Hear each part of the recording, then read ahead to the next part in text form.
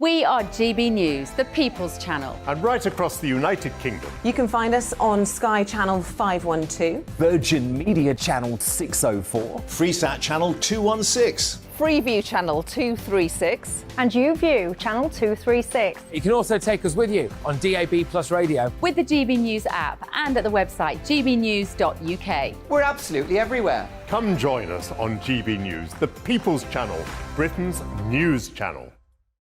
Join me, Nana Akue, Saturday and Sunday afternoons on GB News.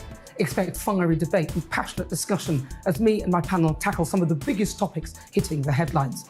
It's a place for everyone's opinion. No one gets cancelled, but no one gets an easy ride. Oh, she's on it today! Be ready for conversations that are fierce, frank, and of course, fun. Every Saturday and Sunday afternoon from 4 p.m. on GB News, the People's Channel. Join my show Farage, 7 p.m. till 8 p.m. Monday through Thursday, and there you will get opinion, analysis, debate, and I'll cover stories that nobody else dares to touch. You've been cancelled. Join the club. Oh my goodness me. And then for the last 15 minutes, talking pints. We're over a drink. We have a civilised conversation with someone. We very often disagree, but we do it in a grown-up way. Come and join me on Farage. Hello there, it's Eamon Holmes here from Breakfast on GB News. We're not just on your television and your screens, you know. We're on DAB Plus digital radio, so you can listen to your favourite shows on the move. If you've not yet listened to GB News Radio, it's very simple. We're on your radio player and TuneIn apps, on your smart speaker, phone or tablet, or online at gbnews.uk. Take us with you wherever you go. GB News Radio. You never have to miss a moment of the People's Channel. Hi, Andrew Pierce here. Join me every Friday lunchtime for a proper no-nonsense debrief of the week's events. With special guests in the studio and the GB News team on the ground, I'll be getting you up to date with news, some intelligent discussion and my own sharp take. The weekend starts here with me every Friday lunchtime on GB News, the People's Channel, Britain's news channel. Every weekend, it's Mark Dolan Tonight. Bigger and better, starting at 8 p.m. Friday and Saturday. Can't be too safe. Bring it on. Has there ever been a more innuendo feature? And Sundays, we're on at 9. It's ridiculous. Just get on with it. Maybe you should get a proper job. Only on GB News, the People's Channel, Britain's news channel. We are GB News, the People's Channel. Why not take us home with you by visiting the GB News shop at gbnews.store. You'll find all the official merchandise, a really good present actually for yourself, your friends or your family. We ship across the UK mainland at no extra cost. GB News, the People's Channel.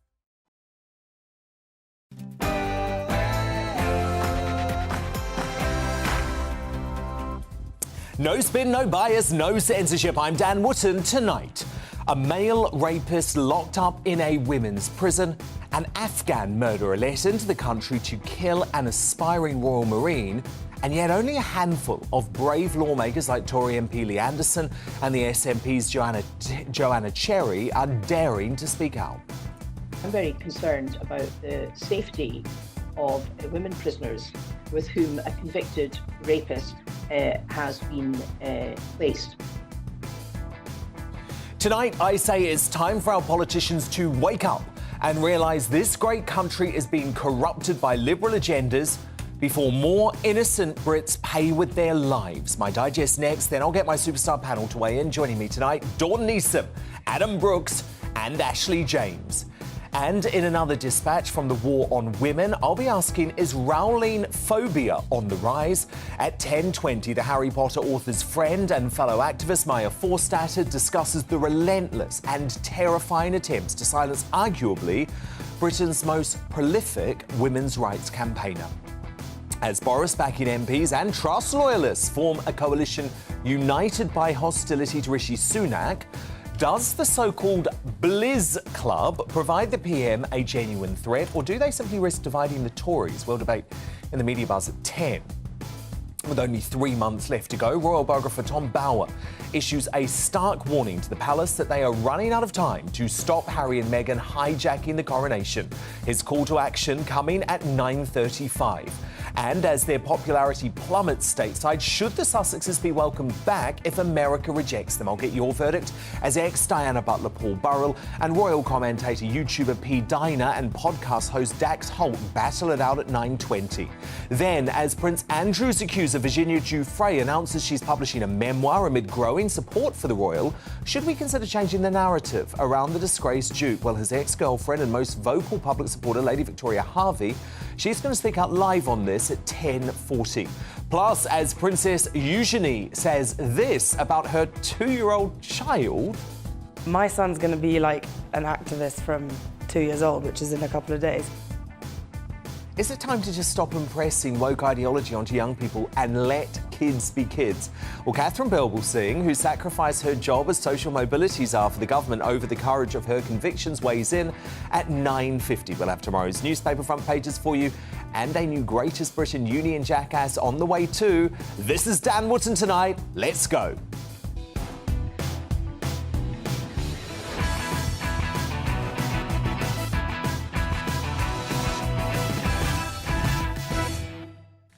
Thank you for joining us this Wednesday night. A very important digest coming up, actually. But before all of that, let's get the news headlines at 9 with Polly Middlehurst.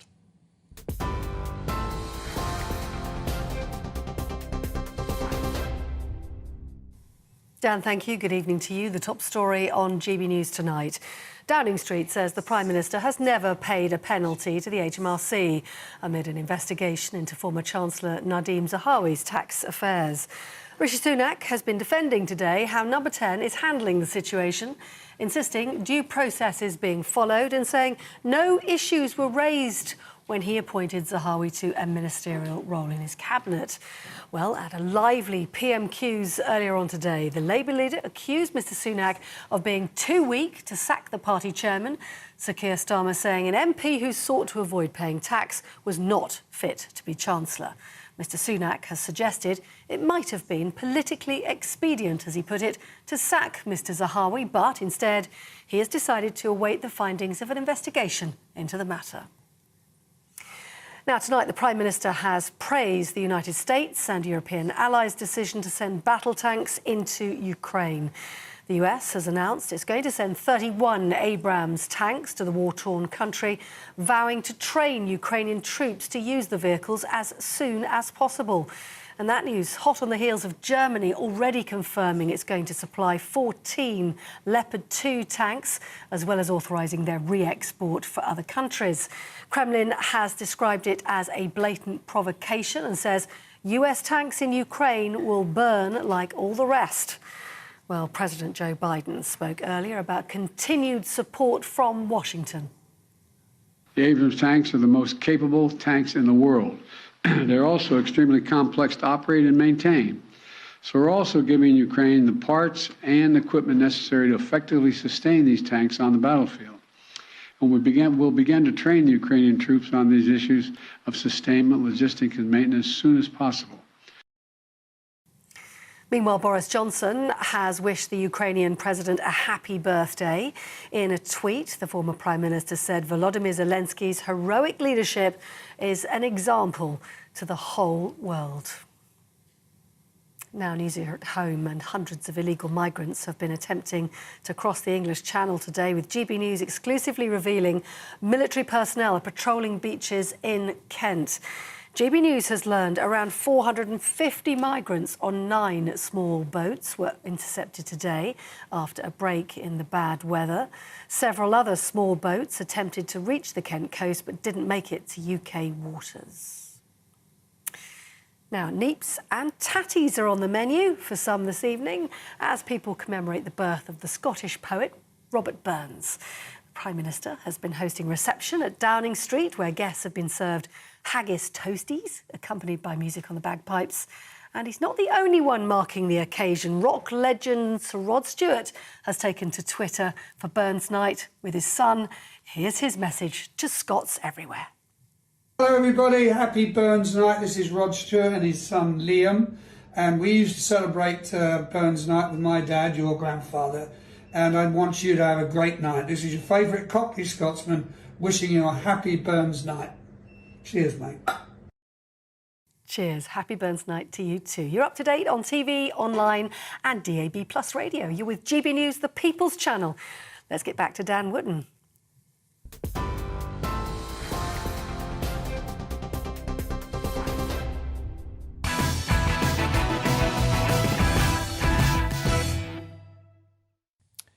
Take a close look at these two jailed men.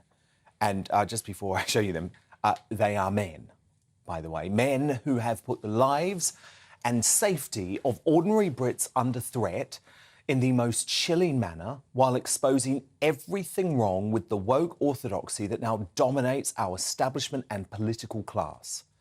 Loranging Abril Himzai was jailed today for 29 years for the barbaric murder of Thomas Roberts over an e-scooter argument in Bournemouth town centre last year. For the family and girlfriend of the British 21-year-old aspiring Marine who had the world at his feet, life will never be the same. And the illegal migrant scumbag murderer should never have been in this country. He lied to our politically correct officials as a 21-year-old, duping them into believing he was just 14 and that his parents were killed by the Taliban. Most egregious is the fact that by the time he fled Serbia in 2018, after committing, wait for it, a double murder, he'd had his asylum application rejected by Norway. But soft-touch Britain let this proven killer and drug dealer in and allowed him to stay, paving the way for him to commit this heinous murder. Former Home Secretary Priti Patel is lobbying for the UK to introduce scientific age assessment methods, writing in the Daily Telegraph. The vicious killing of Thomas Roberts was a ghastly act of barbarity. The fact that it was committed at the hands of a liar who took advantage of this nation's generosity, misleading officials about his age in order to be taken in as an asylum seeker, should jolt us into action. We must implement every law available to us now to stop adults from claiming asylum on the basis of a false age. Now, last night on the show, Tory MP Lee Anderson was very clear about how he feels about this monster. He's a creature, he's not a man. He's a creature that's murdered abroad, he's come here, he's told lies, he's been put in foster care, it's cost the British taxpayer thousands and thousands of pounds. And now we're going to put him in prison for 20 odd years. It's going to cost the British taxpayer thousands and thousands of pounds again. That's not the answer. And I think the answer is, and I'll say this with a heavy heart, it's probably at the end of a rope. I believe in the death penalty for cases like this. Thomas Roberts is gone. His family will never get to hug this brilliant man again. It's not the end of this story, because Border Force officials predict 80,000 of these illegals will flood in via the channel this year alone, putting countless more liars, criminals and indeed terrorists on our streets. This is why I have been shining a spotlight on this invasion for years now, and shame on those who ignore it. But the other man who I showed you at the start of the show is Adam Graham. Or at least that was the name he went by when he violently attacked two women sexually in 2016 and 2019 in Scotland. But after an initial court appearance, Adam decided to transition and become Isla Bryson. That's who you see on the screen there. The stark danger of gender extremism was laid bare when Adam, under his new identity of Isla, was sent to a women's prison as a convicted rapist, putting even more biological females at risk. When J.K. Rowling was asked today what Nicola Sturgeon was asking this little girl, she tweeted, "Do you agree that a convicted double rapist who decided he was a woman after appearing in court belongs in a women's prison? Or are you a nasty far-right bigot?" At least Sturgeon rival Joanna Cherry was happy to tell it as it is this morning. I'm very concerned about the safety of women prisoners with whom a convicted rapist has been placed. And under Scots law, the crime of rape can only be committed by somebody with a penis, and that's a man. Yeah. And I think we should call out what's happened here. Thank goodness. A politician, a female politician, actually prepared to tell it like it is, even though she remains an SNP MP. But let me tell you, under a Labour SNP coalition from hell, there would be so much more of this madness. Slippery Starmer wants to throw open our borders, and Scheming Sturgeon's sick gender reform bill allows sex offenders to acquire a gender recognition certificate simply by signing a slip of paper. How many more murders and rapes is it going to take for authorities, politicians and the media to wake up and realise the danger of this slippery slope? To respond now, my superstar panel, former editor and current columnist at the Daily Star, Dawn Neeson, the businessman and activist Adam Brooks, and the broadcaster Ashley James. So, Dawn Neeson, we've been talking about both of these stories for months and months now. Yeah. And people on the left like to say, you're being hysterical. There's no risk to our safety. These asylum seekers, these illegal asylum seekers, they're all good people. Anyone who identifies as trans is doing it for the right reasons. And Dawn, then we have these two cases causing a murder, a loss of Thomas Roberts' life, and two rapes that prove in the starkest of fashions that actually there's a reason why we keep talking about these stories. I think that the problem we've got now is we have gone so far down this road of losing any ability to have a debate about these issues. You can't have a nuanced debate, because as soon as you even start to talk about it... You're a TERF. Exactly, you're a TERF, or you're transphobic, or what's the same difference, evidently, or you're racist, or you're homophobic.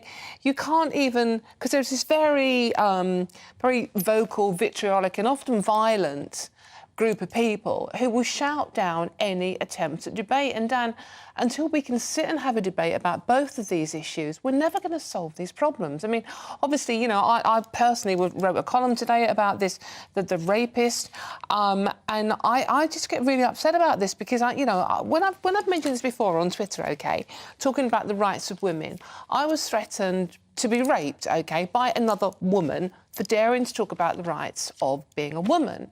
And this was a couple of years ago now, and only one of us was put in Twitter jail for that offence, and it was only for a day. And it wasn't her, it was me. So we can't even have this debate because you're shouted down. And the other thing I want to mention, that banner up in Scotland, you know, decapitate TERFs. With SNP MPs literally standing in front of Dan, what really annoyed me about that was it's taken the police until literally yesterday, I think, we're going to look into it. Now, if you take the word TERF out of that and you put in gay or Jew or Muslim or black, the police would be on it like that. But you can say what you want about women. We are losing our rights on a daily basis. No, totally. And this is the woke orthodoxy indeed. And the problem is, Adam, very often the people who are part of this woke orthodoxy like to say that it's all about kindness. But what do they have to say to the family of Thomas Roberts, who have lost their boyfriend, their son forever because of this illegal? And what about the two women who were raped by this man? I find these stories horrific and upsetting because, again, like yourself, I've been tweeting and talking about these things on this show for a long time.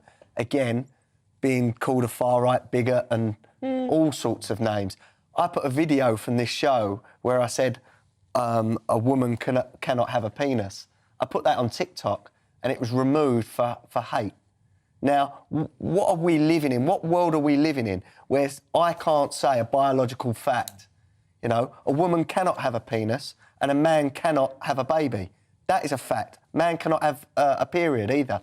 Where has this come from where those on the left think that someone like me is a bigot or a bad person for saying things like this? At the end of the day, I think lefty lawyers, lefty MPs, lefty media mouthpieces have no idea of the danger and the damage that they've done to this country and this society, and now it's costing lives. And I tweeted today, I think the public is starting to wake up from this woke nonsense.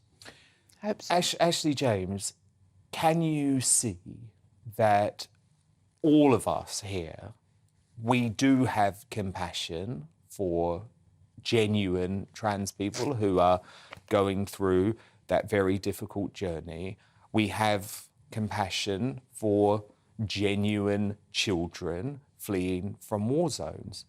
But there are people who are going to use our soft-touch woke policies to commit the most heinous of crimes in this country, and that's why we need to toughen up, Ashley. There's a few things I'd like to say, and I want to start by saying that I take violence against women and girls very seriously, especially as a woman who has been sexually assaulted, and I have experience of violence against women by men. So this bloke shouldn't be in a women's prison? I agree. Rapists should not be anywhere near women. No. So you agree that's a mistake? Let me say my bit with that in mind, that I live and breathe violence against women and girls. I was in Parliament last week talking about violence against women and girls. I think what's really dangerous is, for example, one woman is murdered by a man every 3 days. That's in the UK, so that's not even the 0.5% of the trans community. But if I sat here and said all men, just like we're now saying all trans people and all asylum seekers, they should be put on a 9 p.m. curfew so that we can be safe. No one's what you're saying is it's woke orthodoxy, but when you look at Wayne Couzens, David Carrick, it was if the police force was more woke, they would have been pulled up a lot sooner. So it's not as simple to say the left and the right. Yeah, but there's bad in everyone. Yeah.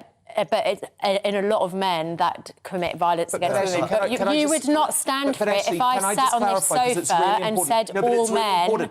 None of us, have said all trans people are all asylum seekers. What we've said is that there is a small number of people who are going to use our soft-touch laws to commit crimes, and that is why we have to stand up for it. Because it only takes... Let's remember this man was a straight man. You did say an invasion, which, by the way, is a terminology that we've been told not to say because it's remnant of the Holocaust. But you did kind of insinuate that more asylum seekers are coming, and therefore with the insinuation. That's a fact. But anyone on the left, anyone on the left, on the right, anyone on the left or the right, anyone on the left or the right, including people who own refugee charities, do not want these bad people coming through. Right. So therefore, the Home Office needs to step up, because even this week, looking at the case of Zara Alina, who was murdered by Jordan McSweeney, even the Chief Inspector of Probation said that he cannot guarantee the British public that they are safe because 50% of probation posts are not filled.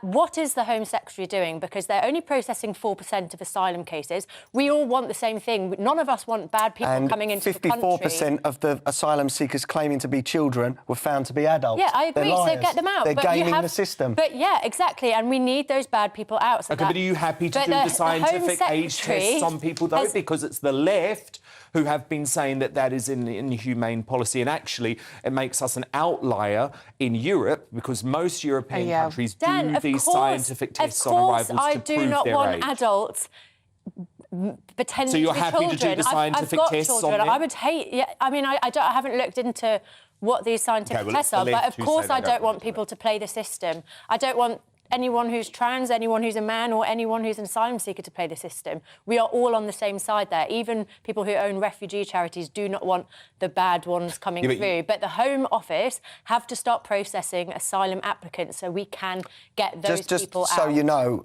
the UK is the only country, I think, in Europe at the moment that is accepting Albanians for asylum claims, I believe, or one of them in Europe. Why are we painted to be the bad guys? Norway had stronger rules, and Norway is regarded as a very left-wing country. They had stronger rules that meant this scumbag wasn't allowed into their country to murder one of their citizens, and it shames us, and we're not talking about this enough. The left just want to demonise this country as being racist. It's not about and it is. The left... We could be the most, inviting country in Europe, and the left will still say that we're doing things bad. We can't win. If the left had their way, the police force would have cottoned on with woke training. They would have stopped Wayne Couzens and David Carrick. Adam Brooks, Ashley James, Dawn Neeson, our superstar panel are here all night. But still to come, With the palace running out of time to act on Harry's attendance at the coronation and the director of the Sussex Netflix reality show accusing the monarchy of trying to discredit her, there are plenty of royal rumblings for the country's top royal biographer Tom Bower to sink his teeth into. He's here live at 9:35. But first, as their popularity plummets, should Harry and Meghan be welcomed back to Britain if America rejects them? Ex-Diana Butler Paul Burrell, YouTuber and royal commentator Pete Diner and podcaster Dax Holt clash next. And you can voice your opinion too. Love hearing from you, as you know. Dan at gbnews.uk. Tweet me at gbnews. Our poll running there too. The results straight after the break.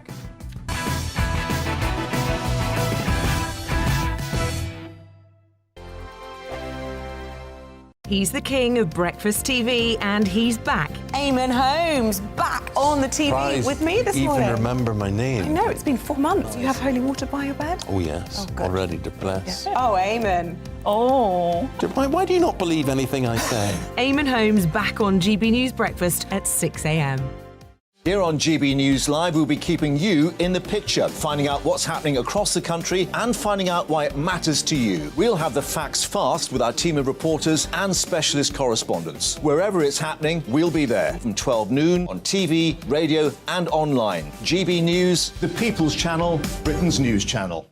I'm Michael Portillo. Join me on GB News on a Sunday morning for topical discussion, debate, arts and culture, and sometimes even ethical dilemmas. I don't always agree with you, Michael.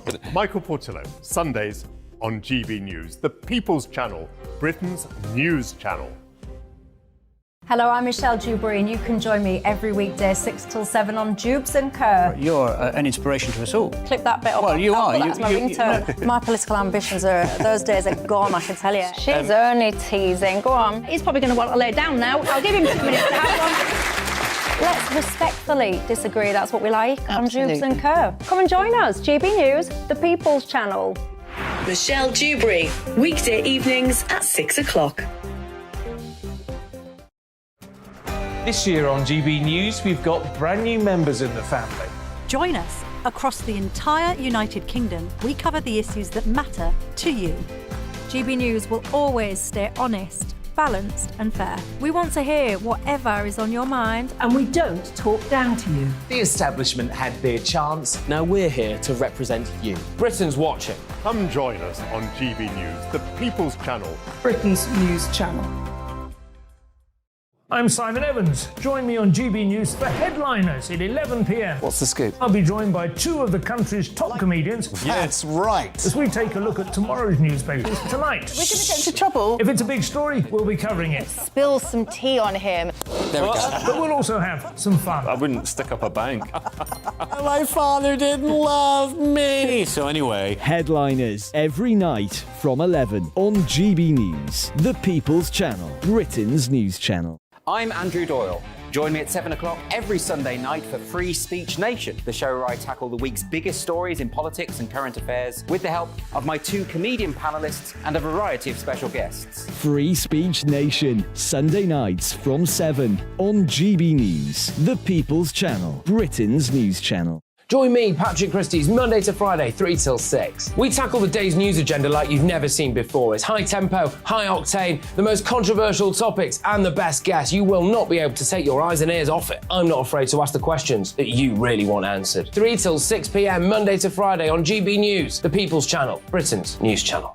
Hi, Andrew Pierce here. Join me every Friday lunchtime for a proper no-nonsense debrief of the week's events. With special guests in the studio and the GB News team on the ground, I'll be getting you up to date with news, some intelligent discussion and my own sharp take. The weekend starts here with me every Friday lunchtime on GB News, the People's Channel, Britain's news channel.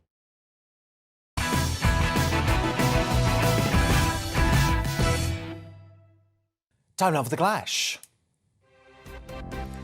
And it seems Prince Harry's grotesque memoir is backfiring on the Sussexes on both sides of the Atlantic. In a special investigation, the Sun newspaper has spoke firsthand to ordinary Americans across the states and discovered that their popularity in the US has crumbled because everyone is fed up of the couple's oversharing in deranged media appearances. One American interviewee told the newspaper Harry should have recognised he's not like the rest of us and not exposed all that dirty linen. Another said, it's an ugliness we don't really want to see, even though all families have that side to them. It's made so many people uncomfortable.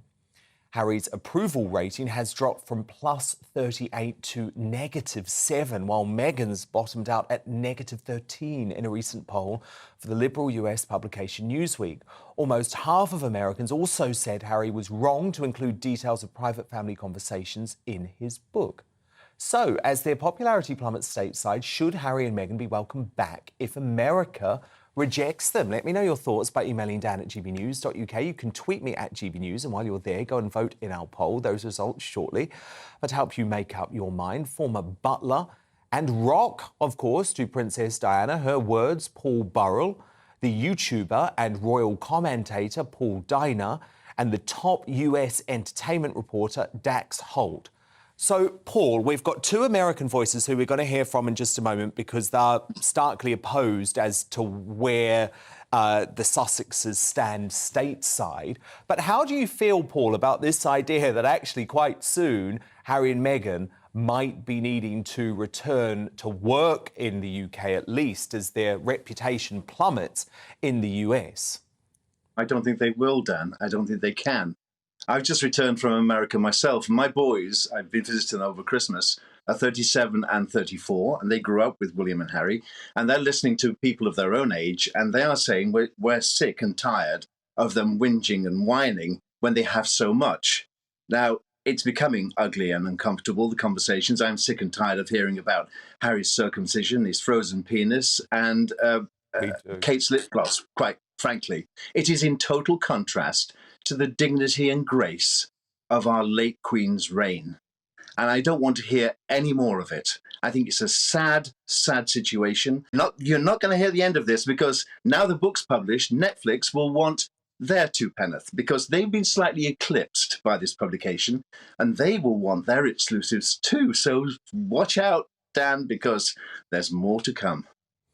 Pete Diner, do Americans want any more of this, though? Because surely if you're a big Hollywood corporation, you're looking at those poll numbers and thinking we're shelling out hundreds of millions of dollars on two highly unpopular people.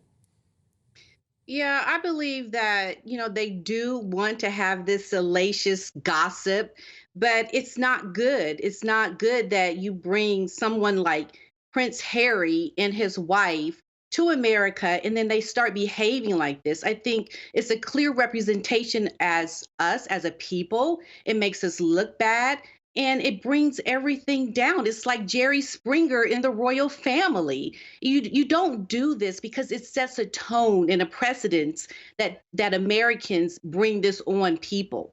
The royal family, they're not used to this. This has never happened before. But you bring an American into the royal family and then all of a sudden it's a circus. It's ridiculous. And I think it's a representation of me as a Black woman, having someone who wants to represent herself as a Black woman now out of the blue.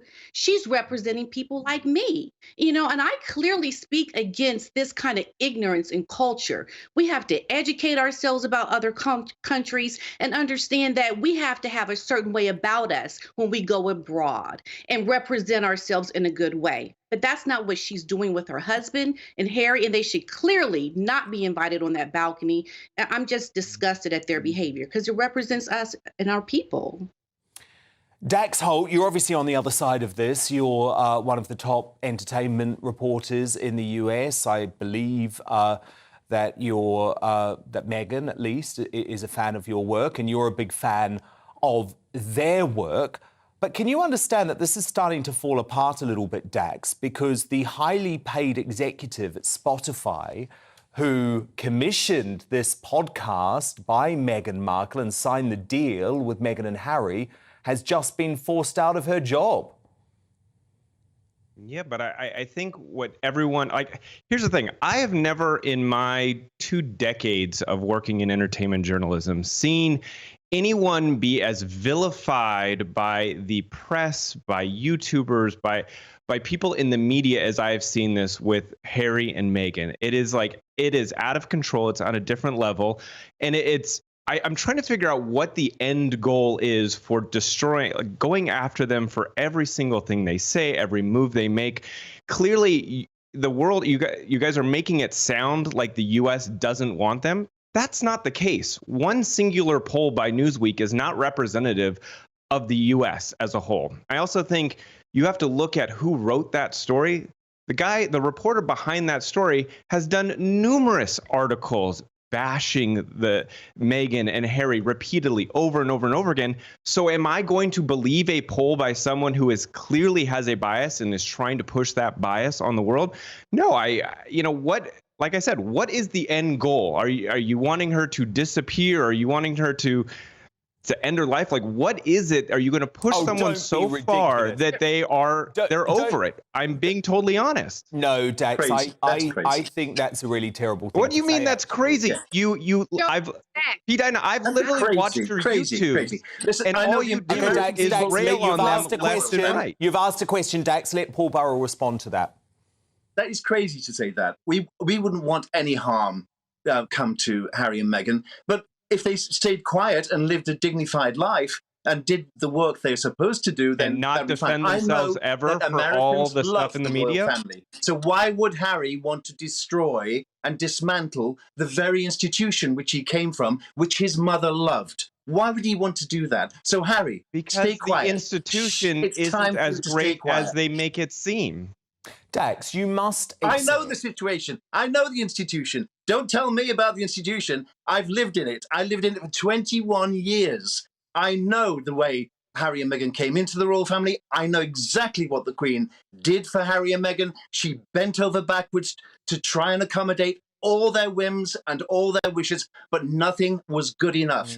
She stayed for 18 months. Indeed. And Dax, can I just say, and P. Diana was in the system for 18 years. Yeah, and P. Diana, I'll let you come in a moment. But Dax, I want to make a very serious point here. I think what you have just done tonight is actually chilling, and it's a tactic that's been used a lot by the left. It's a tactic that is being used a lot by Harry and Meghan. They're able to throw as many grenades as they want. They're able to attack Paul Burrell. They're able to attack me. They're able to attack the late Queen. They're able to attack the late Princess Margaret. They're able to attack Prince William. They're able to attack Kate. And then the moment that any scrutiny is put on their lies and their claims that are largely untrue, folk like you and folk like them raise mental health at that point. What about the mental health of all of the people who they have slandered? Why are they never allowed to defend themselves? Anytime they defend themselves, everyone attacks them. That's the point, is they're never allowed to defend themselves without a panel of people destroying them. P. Dinah, the book wasn't about them defending themselves. They have put out the most horrid allegations about Prince William. They want to destroy his reputation forevermore. They're trying to do things that Prince Harry knew that he was supposed to be there to support his brother. He had a job to do. And he's going around acting like he doesn't want to do any of the things that were expected of him all of a sudden. Why do we think that is? It's because he has married a woman who has put something in his ear, brought him to America. He needs to be over in England. He is a prince. Why does everyone blame her for everything? Pidina, why do you blame her? Married a woman that has got in his ear. Maybe he's been unhappy for a long time. By the way, Dax, if you've read what I have said over many, many months and years, I've never blamed Meghan, actually. I've said they're both equally responsible. Paul Burrell, where do you stand on that? Because for me, I don't think it's fair to blame Meghan. I know P. Dinah does, but Paul, I think they're both equally responsible. This was Harry's book. I'm sure he is influenced by his wife, but he made the decision to turn on his family. Harry he could have stood up to her. Harry should know better. He was brought up better. He was brought up in an institution. His mother taught him better. She had him for 11 years. And what Harry's doing now, he's seeing the world through an 11-year-old's eyes. And Harry isn't well. I'm sure that he needs help because the things he's saying, he shouldn't be saying. His late grandmother will be turning in her grave if she heard what he was saying about the institution of the monarchy, which she devoted her 70 years life service to. It's appalling. It really is appalling. He should just stop doing what he's doing. Stop it, Harry. Stop it. Yourself, if Meghan loved her husband, she should clearly see that what he is doing is not good for his mental health. She should not be encouraging this. There should be some kind of voice that she's coming out and saying that this is not healthy for my husband. Okay, Dax, final word to you, Dax. Why for his mental health? Clearly, he said numerous times, being there and being inside the institution was rough on his mental health. What are you not listening to him about? His mental health is part of the problem with his wife. She's the reason why he's in the predicament that he's in now. You got to stop blaming her for everything. This is out of control. Okay, well, look, fascinating debate, but I will just stress again, Dax, I don't blame her. I blame them both equally. Really good debate. That's one of the US's top entertainment reporters, Dax Holt, alongside the YouTuber and royal commentator P. Diner, and of course, Diana's rock, Paul Burrell. So who do you agree with on this? Should Harry and Meghan be welcomed back if America rejects them? Ali says, absolutely not. They've done their utmost to damage our monarchy. How could we ever trust them or hold any affection for them ever again? Mark on Twitter says, of course he should be allowed. He was born here. And from Steve, Harry can come back and retire to an isolated Scottish island, never to be seen in public again. But the American, no. And your verdict is now in. Just 9% of you agree that Harry and Meghan should be welcomed back. If America rejects them, 91% of you say stay away. Coming up, should we let kids be kids and fight back against woke ideology being forced upon them? Britain's strictest head teacher and the government's former social mobility czar, Catherine Birbalsingh, gives her passionate plea. She's live at 9:50. But first, with the countdown on to King Charles's coronation, is the palace running out of time to stop Harry and Meghan marring national celebrations? Well, Meghan's biographer, Tom Bauer, has his say straight after the break.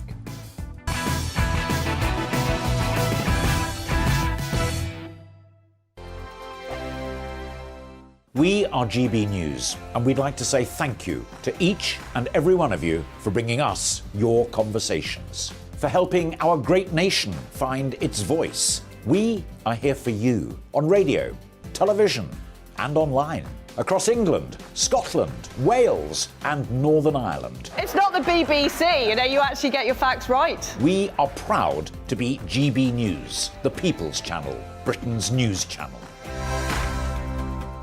Monday to Thursday, 9 p.m. till 11 p.m. Join me, Dan Wootton. I'll bring you the sharpest takes and hottest debates. Do you not believe in prison? I don't believe in prison. I'm completely stunned. I guarantee you there'll be no spin, no bias, no censorship. I actually was personally quite offended by it.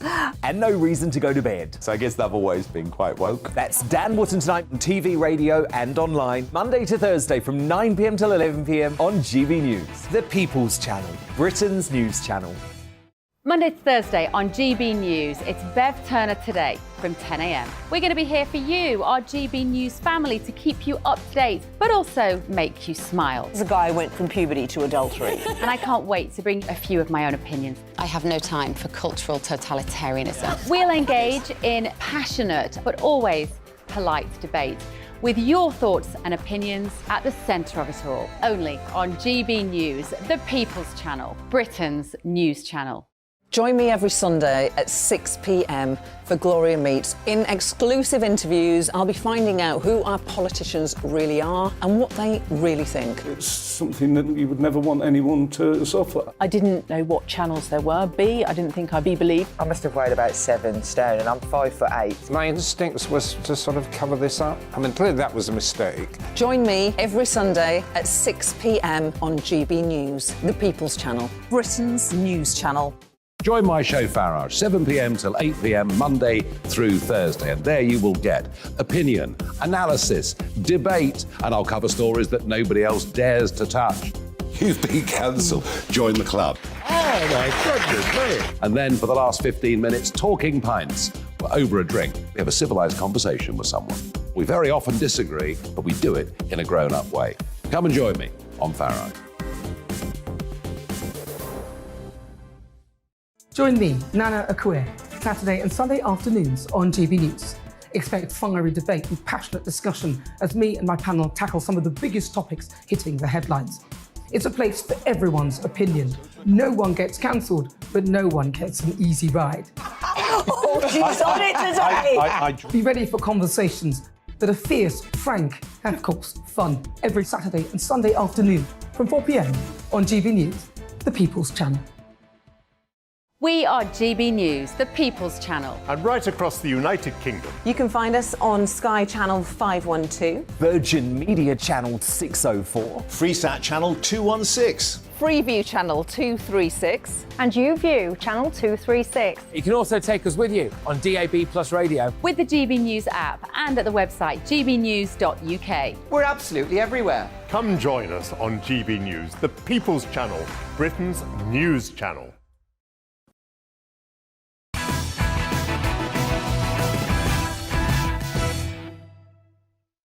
Now, campaigners from the Republic Group staged a protest at the gates of Buckingham Palace today, hanging a polling station sign across the gates as they demand an elected head of state. It's clear now that Republicans feel empowered by Prince Harry's vicious attacks on the monarchy, with the group vowing to stage further stunts in the run-up to May's coronation. However, it may be that King Charles's coronation is spoilt by those closer to home, with no firm answers from the palace on whether the Sussexes will be allowed to attend the national celebration following bombshell accusations against the monarchy. The palace's dignified silence now has media tongues wagging with speculation as to whether or not the couple, or perhaps a solo Prince Harry, will choose to or even be allowed to attend the celebrations. Well, joining me now is the esteemed royal biographer, author of Revenge, Meghan, Harry and the War Between the Windsors, Tom Bower. So, Tom, that war continues, of course, but there's still no answers as to whether the palace is going to take an aggressive stance or continue to appease the Sussexes. Well, I think it's even worse than that. Good evening, Dan. I think it's even worse than that because I think King Charles is showing the very weakness that I always feared, because I think the British public want a line drawn under this whole saga. They want these dangerous people from Montecito to be silenced. And it's not only the Sussexes which are jeopardizing the coronation, it's Prince Andrew as well now, who seeks to resuscitate his reputation. And I think King Charles is absolutely bombarded by the problems of his family, and he needs to draw a line and just show that he's not going to allow these two, Harry and Andrew, to undermine the coronation, and needs to say quite firmly that Harry and Meghan are not invited to the wedding. That will be very popular in Britain, and that he disapproves of what Harry has done. Whereas, Tom, it seems like he's trying to take a more middle ground approach, which is invite Harry and Meghan and Prince Andrew to the coronation, but ban them from the balcony appearance, which will be for working members of the royal family. You clearly don't think that's enough. Well, what I fear, Dan, is that if either of them come, all the focus will be on them rather than on the coronation and the importance of the monarchy and the unification of Great Britain. And he needs to get rid of them now. He should stop Andrew's campaign to rehabilitate himself dead, and he should tell Harry and Meghan they're not invited. What is really interesting is that over the last couple of days, clearly the Meghan and Harry publicity machine is getting agitated that we're not talking enough about them, that somehow their onslaught has not really scored the points they'd hoped here. And that, first of all, is the article in today's Telegraph that somehow Meghan has decided to remain silent because she has nothing to do with Harry's book, which is patently ridiculous. And this interview in Vanity Fair with the director and producer of the Netflix series, Liz Garbus, that somehow because the palace decided not to respond to their request. Well, indeed. So Tom, let's come to both of them separately, because I'm absolutely fascinated to know what you think about this briefing to the Daily Telegraph. Let me just put up on screen the quote that was briefed to the newspaper, because it was very, very telling to me. So they said, is this the way she, as in Meghan, would have approached things? Possibly not, but she will always back him and would never have got involved in promoting such a personal project. This was about his own life, his own journey and his own perspectives. And Tom, my reading of that is that was a deliberate briefing on behalf of Meghan herself, and for the first time, throwing her husband under the bus. So it felt significant to me because, of course, this is the Daily Telegraph, one of the few newspapers in the UK, Tom, that the Sussexes do have a working relationship with, and they haven't denied that briefing. Well, I think what they're doing myself is that Meghan is setting up her own stall to fire the next salvo. She wanted, and I think their publicist wanted, this to be Harry's story. But of course it wasn't. There was so much in the book that came from her mouth and her ideas, whether it is about that she never Googled Harry before she met him, and the whole description of what happened at the Portland hospital when Archie was born, both are completely fictitious. I don't believe for a moment that Meghan wasn't part of the whole campaign, and I think what they're really doing is saving her for the next stage. And they don't want to sort of... So you think they're still totally unified, Harry and Meghan? Yeah, I do.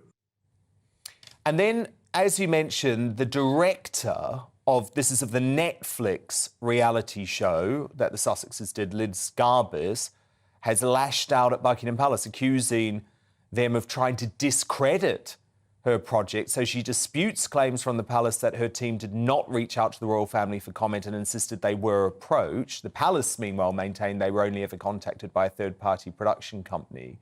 But what was this about, Tom? Because, as you say, it's a continuation of the PR war, isn't it? Well, it's also, I suppose, that producer Garbus and director is horrified that she's no longer being discussed. I mean, no doubt the Netflix series was a great success in viewer numbers, a huge success according to Netflix. But actually, when she says that her series was critical thinking, that is ridiculous. There was no criticism and there was no thinking. It was just sheer propaganda, which Joseph Goebbels, the Nazi propagandist, would look at with awe. I mean, just take the racism thing. She says that she held up the monarchy to criticism. She didn't. All she did was she trashed it with two patsies who absolutely had no thought whatsoever of the truth. They just spewed out their venom and didn't consider this very, very hilarious contradiction that Harry, in his own interviews to promote his book, said that the royal family is not racist. Not only that, he said that he and Meghan love Lady Susan Hussey, this arch-villain of racism. So she is in a ridiculous position where she made racism at the center of her Netflix series, but Harry now says that Meghan never accused the royal family of racism and they love Hussey. So, you know, I think at the moment what's happening is they don't know how to get their ducks in a row. I think Meghan and Harry, having fired this astonishing fusillade, bombardment of the royal family, are really wondering what the next step is. And the next step surely must be that the royal family, and particularly Prince William and Prince and King Charles, make clear that Harry has now excluded himself from the family. That would be the best way to draw a line under this whole saga. I couldn't agree more.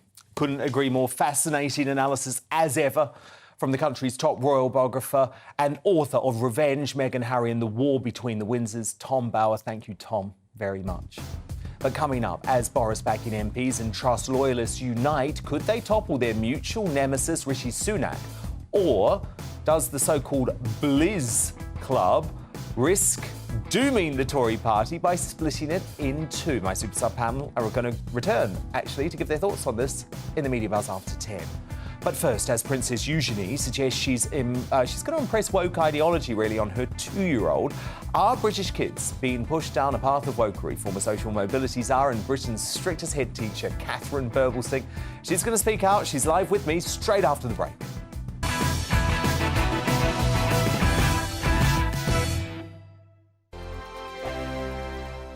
Here on GB News Live, we'll be keeping you in the picture, finding out what's happening across the country and finding out why it matters to you. We'll have the facts fast with our team of reporters and specialist correspondents. Wherever it's happening, we'll be there from 12 noon on TV, radio and online. GB News, the People's Channel, Britain's news channel. I'm Andrew Doyle. Join me at 7 o'clock every Sunday night for Free Speech Nation, the show where I tackle the week's biggest stories in politics and current affairs with the help of my two comedian panellists and a variety of special guests. Free Speech Nation, Sunday nights from 7 on GB News, the People's Channel, Britain's news channel. Join me, Patrick Christie's, Monday to Friday, 3 till 6. We tackle the day's news agenda like you've never seen before. It's high tempo, high octane, the most controversial topics, and the best guests. You will not be able to take your eyes and ears off it. I'm not afraid to ask the questions that you really want answered. 3 till 6 p.m, Monday to Friday on GB News, the People's Channel, Britain's news channel. Join me every Sunday at 6 p.m. for Gloria Meets. In exclusive interviews, I'll be finding out who our politicians really are and what they really think. It's something that you would never want anyone to suffer. I didn't know what channels there were. I didn't think I'd be believed. I must have weighed about 7 stone and I'm 5'8". My instincts was to sort of cover this up. I mean, clearly that was a mistake. Join me every Sunday at 6 p.m. on GB News, the People's Channel, Britain's news channel. We are GB News, right across the nation. You can get us on television, on radio, on digital. We're absolutely everywhere. Amazing. You see, amazing. You remind me of me in the European Parliament. But here's the most important bit. We are not part of the mainstream establishment. We think and speak just like you do. We are the People's Channel. Magnificent. That's really, really thoughtful. Come and join us on GB News, the People's News Channel. Monday to Thursday, 9 p.m. till 11 p.m. Join me, Dan Wootton. I'll bring you the sharpest takes and hottest debates. Do you not believe in prisons? I don't believe in prisons. I'm completely stunned. I guarantee you there'll be no spin, no bias, no censorship. I actually was personally quite offended by it. And no reason to go to bed. So I guess they've always been quite woke. That's Dan Wootton tonight on TV, radio and online. Monday to Thursday from 9 p.m. till 11 p.m. on GB News. The People's Channel, Britain's news channel. This year on GB News, we've got brand new members in the family. Join us. Across the entire United Kingdom, we cover the issues that matter to you. GB News will always stay honest, balanced and fair. We want to hear whatever is on your mind. And we don't talk down to you. The establishment had their chance. Now we're here to represent you. Britain's watching. Come join us on GB News, the People's Channel, Britain's news channel.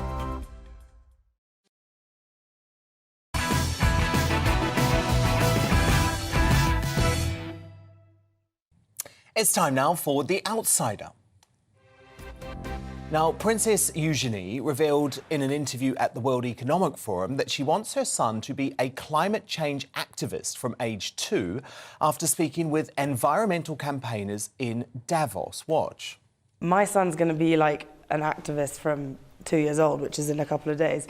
Every decision we now make has to be for whether August, what he's going to be able to look at and do and how he's going to live his life.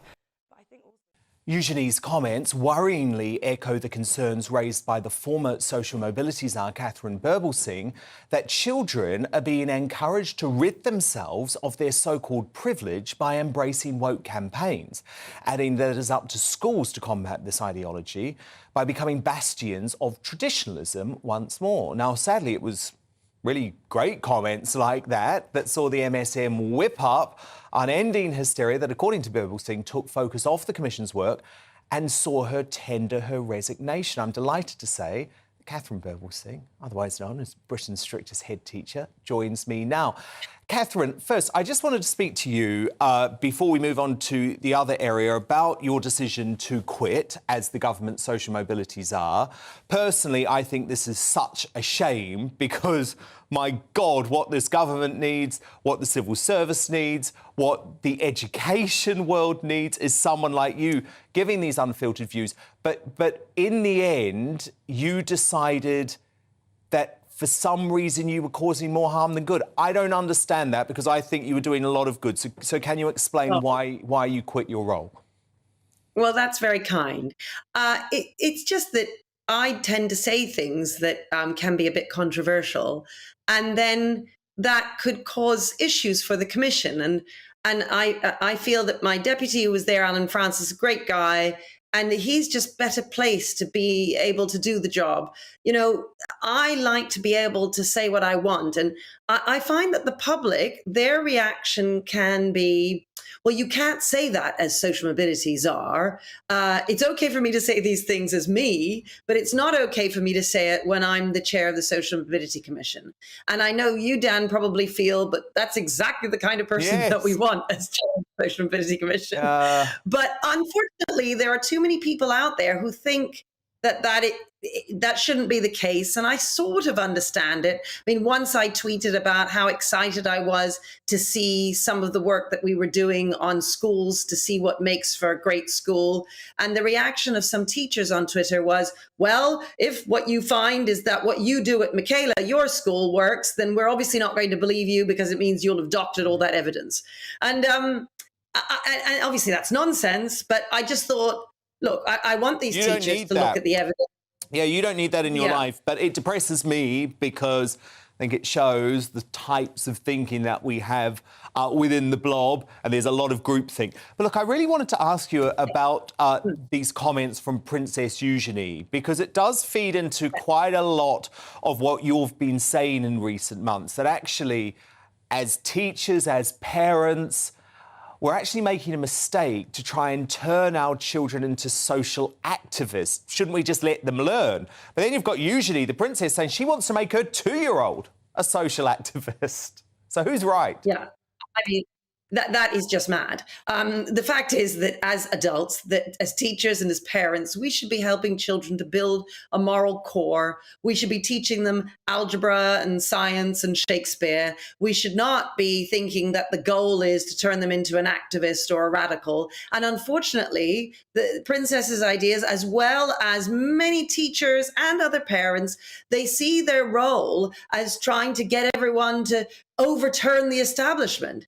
When, in fact, I always say, look, maybe some of my children will turn into radicals, but some of them will no doubt become dentists. And that's absolutely fine.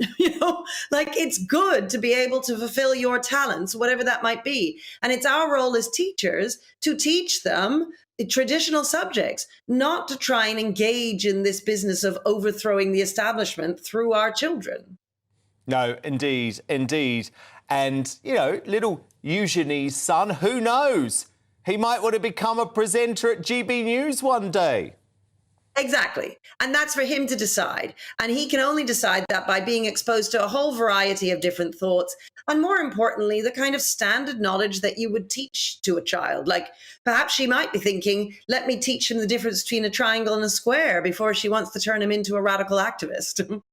Indeed. Poor little August Philip Hawke Brooksbank already some sort of mad Greta Thunberg activist at just 2 years old. I'm totally opposed to it. But look, Catherine Birbalsingh, we're going to have you back lots more, of course, now that you are the former government social mobility czar and ready to speak out, which is what I love. Catherine, so great to speak to you. We'll speak soon. But coming up, as the deranged attacks on Harry Potter author J.K. Rowling continue, are we seeing the rise of something called Rowling phobia? Well, I think so. So her friend and fellow women's rights activist Maya Forstater will be here to explain exactly what's going on at 10:20. But first, could a coalition of Boris and Truss backers split the Tory party, or should we support their attempts to reinstate Johnson after Sunak's treachery? My superstar panel are going to tackle this, and we'll have a first look at tomorrow's newspaper front pages. We're back in just 2 minutes' time, so don't go anywhere.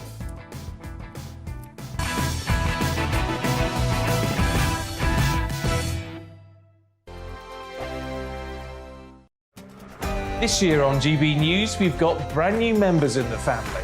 Join us. Across the entire United Kingdom, we cover the issues that matter to you. GB News will always stay honest, balanced and fair. We want to hear whatever is on your mind. And we don't talk down to you. The establishment had their chance. Now we're here to represent you. Britain's watching. Come join us on GB News, the People's Channel. Britain's news channel. Join me, Nana Akue, Saturday and Sunday afternoons on GB News. Expect fiery debate and passionate discussion as me and my panel tackle some of the biggest topics hitting the headlines. It's a place for everyone's opinion. No one gets cancelled, but no one gets an easy ride. Oh, she's on it today! Be ready for conversations that are fierce, frank, and of course, fun. Every Saturday and Sunday afternoon from 4 p.m. on GB News, the People's Channel. We are GB News, right across the nation. You can get us on television, on radio, on digital. We're absolutely everywhere. Amazing. You see, amazing. You remind me of me in the European Parliament. But here's the most important bit. We are not part of the mainstream establishment. We think and speak just like you do. We are the People's Channel. Magnificent. That's really, really thoughtful. Come and join us on GB News, the People's News Channel. Join me every Sunday at 6 p.m. for Gloria Meets. In exclusive interviews, I'll be finding out who our politicians really are and what they really think. It's something that you would never want anyone to suffer. I didn't know what channels there were. B, I didn't think I'd be believed. I must have weighed about 7 stone and I'm 5'8". My instincts was to sort of cover this up. I mean, clearly that was a mistake. Join me every Sunday at 6 p.m. on GB News, the People's Channel, Britain's news channel.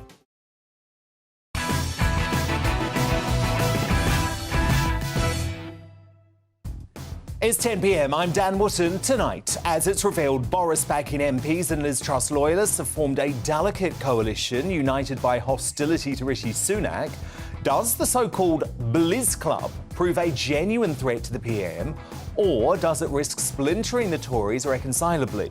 I'll put that to my superstar panel next. Tonight, I'm joined by Dawn Neeson, Adam Brooks and Ashley James. Also coming up, J.K. Rowling has become she who will not be named in designs for an upcoming Hogwarts video game.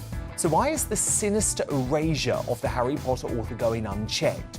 Her friend and fellow women's rights campaigner Maya Forstater examines the rise of what's now been dubbed Rowling phobia at 10:20.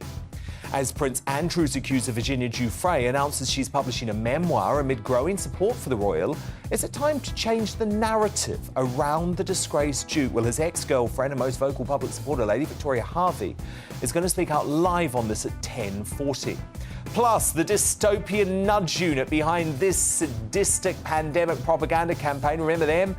They're now demanding green taxes on everything from your shirts to your steaks. So do these deranged net zero policies threaten our way of life? That's our big debate at 10:30.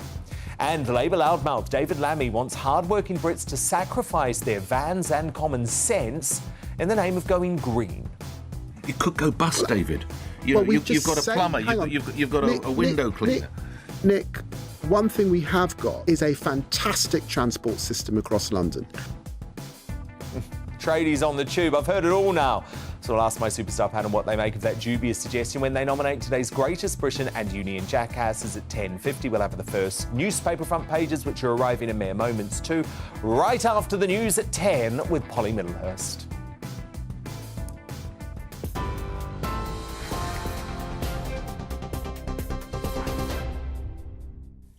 Dan, thank you and good evening to you. Our top story on GB News tonight. Downing Street says the Prime Minister has never paid a penalty to the HMRC amid an investigation into the former Chancellor Nadhim Zahawi's tax affairs. Rishi Sunak has defended how Number 10 is handling the situation, insisting due process is being followed and saying no issues were raised when he appointed Zahawi to a ministerial role. At a lively PMQs earlier on today, the Labour leader accused Mr Sunak of being too weak to sack the party chairman. Sir Keir Starmer said an MP who sought to avoid paying tax was not fit to be Chancellor. Now, as the first anniversary of the invasion of Ukraine approaches, US and European allies have rallied round in a show of support today, marking a significant day for the war-torn country. World leaders, including Rishi Sunak, the US President and the French President, have held a call to discuss sending battle tanks into Ukraine. The US has announced it's to send 31 Abrams tanks, which the Ukrainian President has called an important step on the path to victory. And that follows Germany's decision to supply 14 Leopard 2 tanks. Norway and Poland will now also be able to send in their tanks. The Kremlin has responded, describing the moves as a blatant provocation, saying US tanks on Ukrainian soil will burn like all the rest. Well, speaking from Washington earlier, President Joe Biden vowed to train Ukrainian troops to use the Abrams tanks as soon as possible. The Abrams tanks are the most capable tanks in the world. They're also extremely complex to operate and maintain. So we're also giving Ukraine the parts and equipment necessary to effectively sustain these tanks on the battlefield. And we'll begin to train the Ukrainian troops on these issues of sustainment, logistics, and maintenance as soon as possible. Meanwhile, Boris Johnson has wished the Ukrainian president a happy birthday.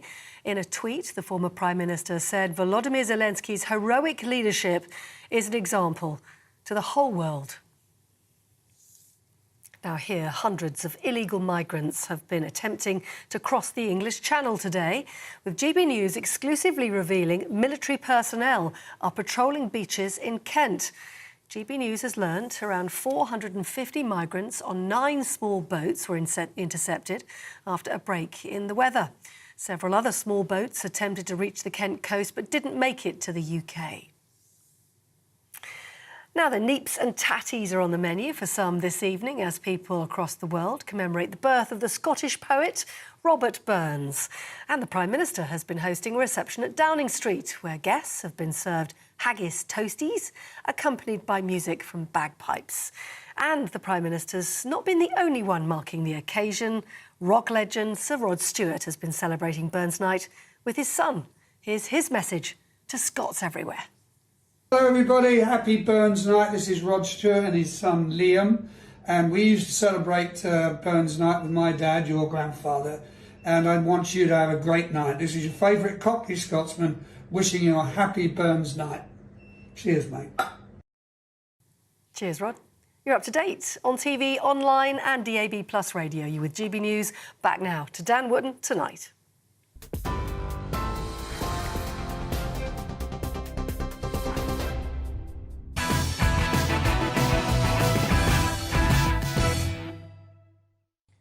Tomorrow's News Tonight now in our media buzz.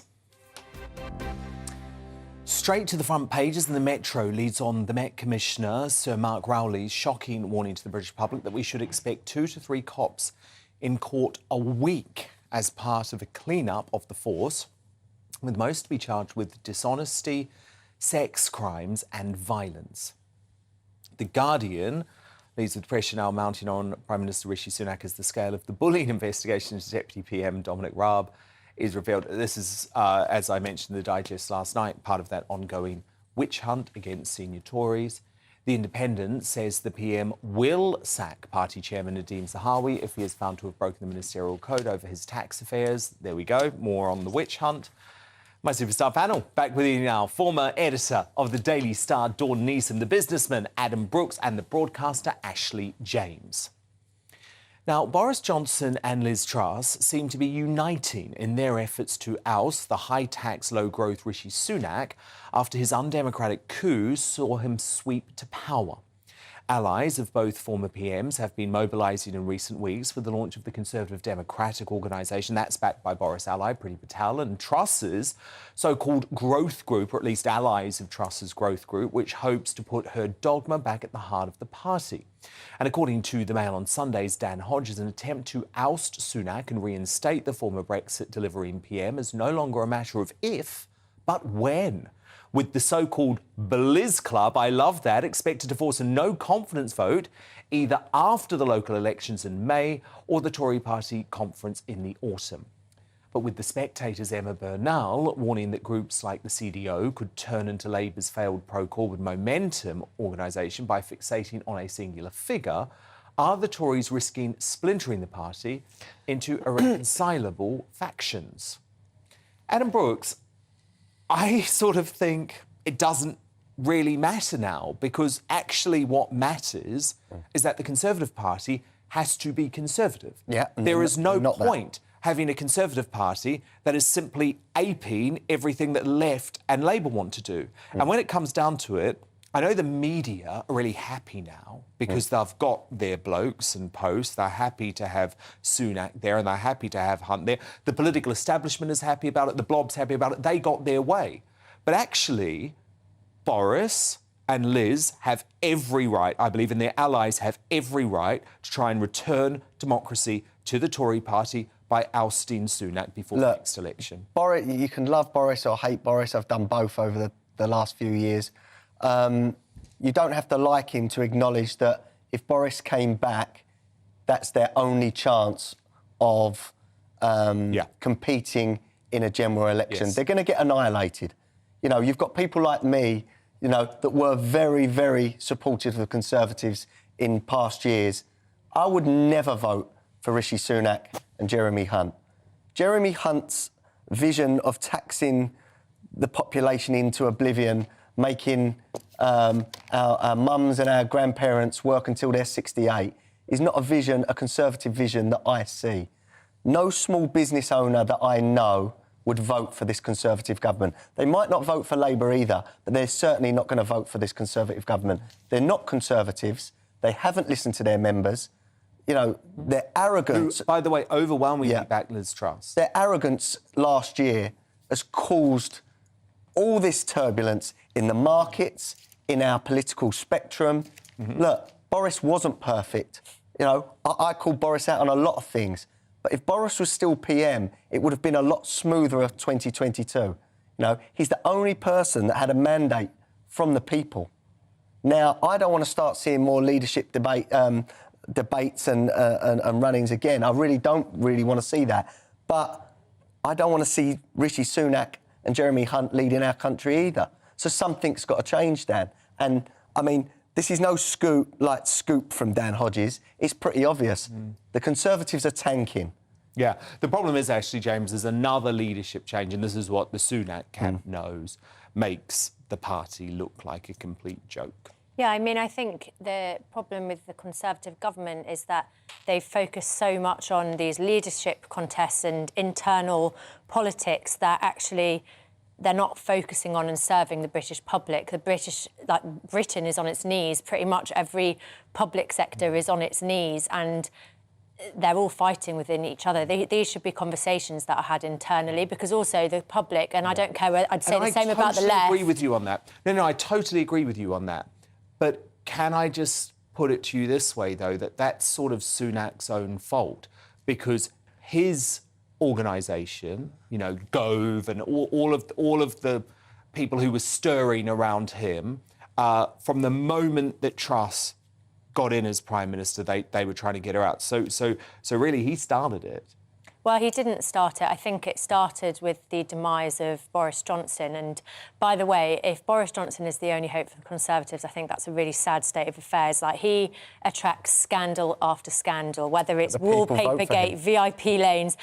You know, he's about to there's about to be that report and whether he lied to Parliament. A lot of people love him. He's like It's not about me hating him, and actually, you do, though. I've met Boris in the past. I think he's a very charismatic man. He's not somebody I think is a man who has integrity. Off incessantly for the past year. Yeah, because of his actions. I don't want him in charge of the country, because I think we need stability and we need Dawn, honesty. It was just last week, Dawn, that you were saying, and you're not saying this as a fan of Boris in any way, but you were just saying realistically he's the only bloke who could lead the Tories to maybe victory, or at least stopping... Well, yeah, but I mean, the latest poll says that's not the case, because 36% think Rishi Sunak is the best person to lead the Conservatives into the next election. So I think in your... the Tories are in the polls. Well, you know, this whole debate, right, is But they were there before Rishi came in. They were there when Boris Polls are was polls. still If there. you go to a high road... There's a trend. You go to a high road and ask 100 people, it'd be different to what these polls say. But the worst thing in the world that can happen now is for the Tories to split and divide. We've seen it before. We saw it with Momentum. We saw it back in 1981 It's inevitable, though, Dawn. Pardon? I think it's inevitable. Well, they're even more stupid than I think they are than if they do that. Dawn, can I just put it to you, though? Go on, Dan. If you are a Tory that really believes in the fundamentals of Thatcherism, which is why a lot of people in this country still support the Tories, then you're looking at what the government is doing, and you're looking at the policy agenda. Why do you stay loyal to the Tories? Just for the sake of it? If I really was a Tory, the one thing I would not want is Labour getting in power, and the only way to keep Labour out is to be united, because Labour aren't united at the moment. United behind the highest... Sunak will not win a general election. If you want a Conservative government, they have to unite and fight together. Any split. We learnt from Momentum. We learnt from Labour splitting with the SDP in 1981, wasn't it? When that split that vote. I mean, in the end, in the long run, it worked for them because they got, because they got Tony Blair in. But it's the worst thing in the world. They decade to get there. Unite and fight. And the weakness Labour have at the moment, going back to the whole women thing, is that Rosie Duffel has done a huge amount of damage to the Labour Party. The division now, 50% of this country are going, How can I vote for Labour? Well, indeed. Good on her. Indeed. Now, look, US pop princess Taylor Swift has found herself in a dispute with ticket sales giant Ticketmaster that has gone all the way to the top, with a US Senate hearing now underway in Washington, D.C. For once, there was no bad blood between cross-party rivals who snuck some of the chart toppers' most famous lyrics into their dressing down of the entertainment giant after its system failed to cope with demand for her latest tour. This is great. Watch it. Can't have too much consolidation, something that unfortunately for this country, as a ode to Taylor Swift, I will say we know all too well. To be honest, I had hoped as of a few months ago to get the gavel back, but once again, she's cheer captain and I'm on the bleachers. So it was nice. Oh, you're a little more than that. And may I suggest respectfully that Ticketmaster ought to look in the mirror and say, I'm the problem. It's me. A Senate hearing truly beyond any Swift fan wildest dreams. I promise to stop with the puns now. Look what you made me do, Taylor. Look what you made me do. Oh, God. Don Neeson, Adam Brooks, Ashley Jones are all very unimpressed with me. Thank you very much. Stand by, because coming up, with green taxes threatened on everything from your shirts to your steaks, does net zero policy craziness threaten our freedoms? So the panel are going to be back to debate that in the next Media Buzz. But first, as J.K. Rowling becomes she who will not be named and designs for an upcoming Harry Potter video game, why is erasure of women's rights activists like her going unquestioned? Well, Maya Forstater, Rowling's ally and fellow campaigner, she's going to speak out on this straight after the break.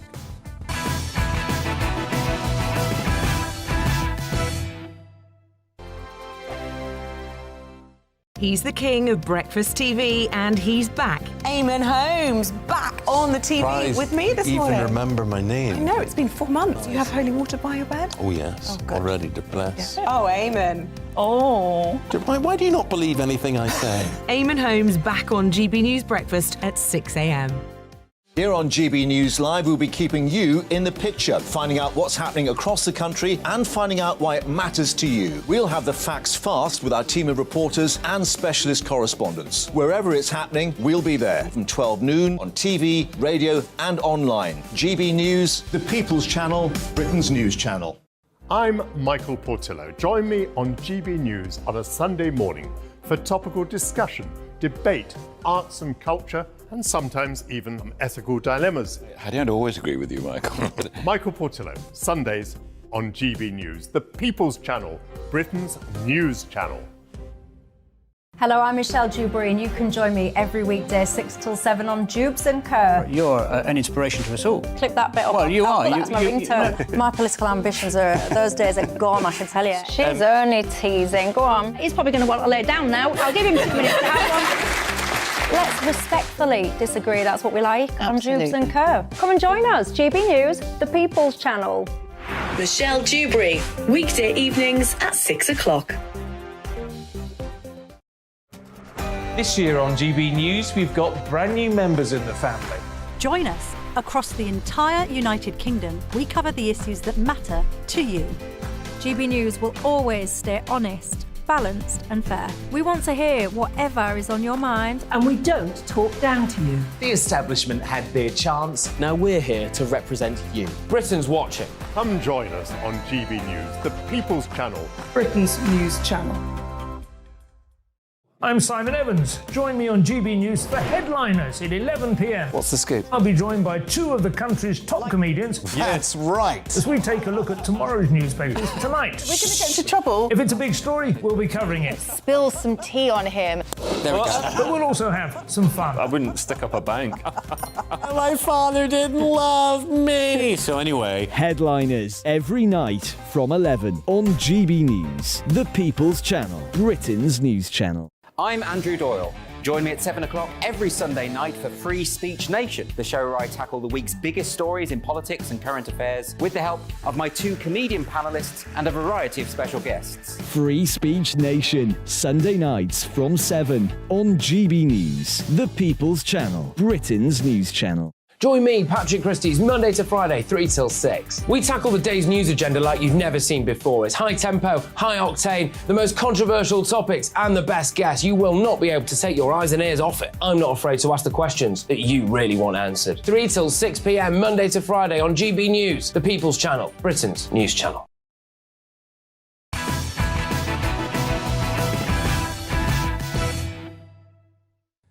Now, when J.K. Rowling first dreamed up the malevolent Voldemort, aka Who Must Be Named, could she ever have predicted that fans of Harry Potter would use the famous moniker against her? Because in yet another senseless attempt to erase the women's rights activists, a prominent gaming forum has forbidden posts about Hogwarts Legacy, one of the most anticipated video games of the year, set in the Potterverse. A statement put out by Reset Era reads, Rowling is not only a bigot, but is actively pushing in her position as a wealthy and famous individual for legislation that will hurt trans people. There will be no discussion of this game. Thing is, number one, Rowling was not even involved in the game's production, but clearly that won't stop the hateful trans lobby trying to stifle her defence of women's rights. And this sinister movement has now been given a new term in Spiked Online, Rowling phobia. Well, to discuss exactly what's going on in this deranged campaign, I would say, against J.K. Rowling, I'm joined by her friend and fellow women's rights campaigner, Maya Forstater. Maya, this is so disturbing. I actually think the term Rowling phobia is justified now because the attacks coming towards J.K. day in, day out are so disturbing. They really are. I mean, I think she can't be cancelled. Her books are selling. She's shown that she won't give in or shut up about this, and she won't be cancelled. And so I think what they're doing is trying to demonstrate and show to other people, this is what will happen to you if you're not J.K. Rowling. Well, indeed. It's just scare people into not speaking. You can't scare J.K. Rowling, but you can scare everybody else or quite a large proportion of people. Well, indeed, because we know, don't we, Maya, so many people, especially in the literary industries, the entertainment industries, the media industries, they share the views of you and Rowling, but they have been scared into silence because they've seen the campaign against JK. Exactly. I mean, people who are just getting started in their career or, obviously, almost no one is at the level that J.K. Rowling is. So many of them say, I just can't afford to put my head above the parapet on this. I'm frightened. I'm frightened of what will happen to me in my industry. But, some are also frightened about what their children or what their friends will say. But J.K. Rowling has, she's spoken up about this since 2019 when I first lost my case. She tweeted about it, and she's not shut up since, and she's not been wrong. She's called out the misogyny, and she's called out the medical malpractice. So the things that she was pointing out about the Tavistock have been shown to be true.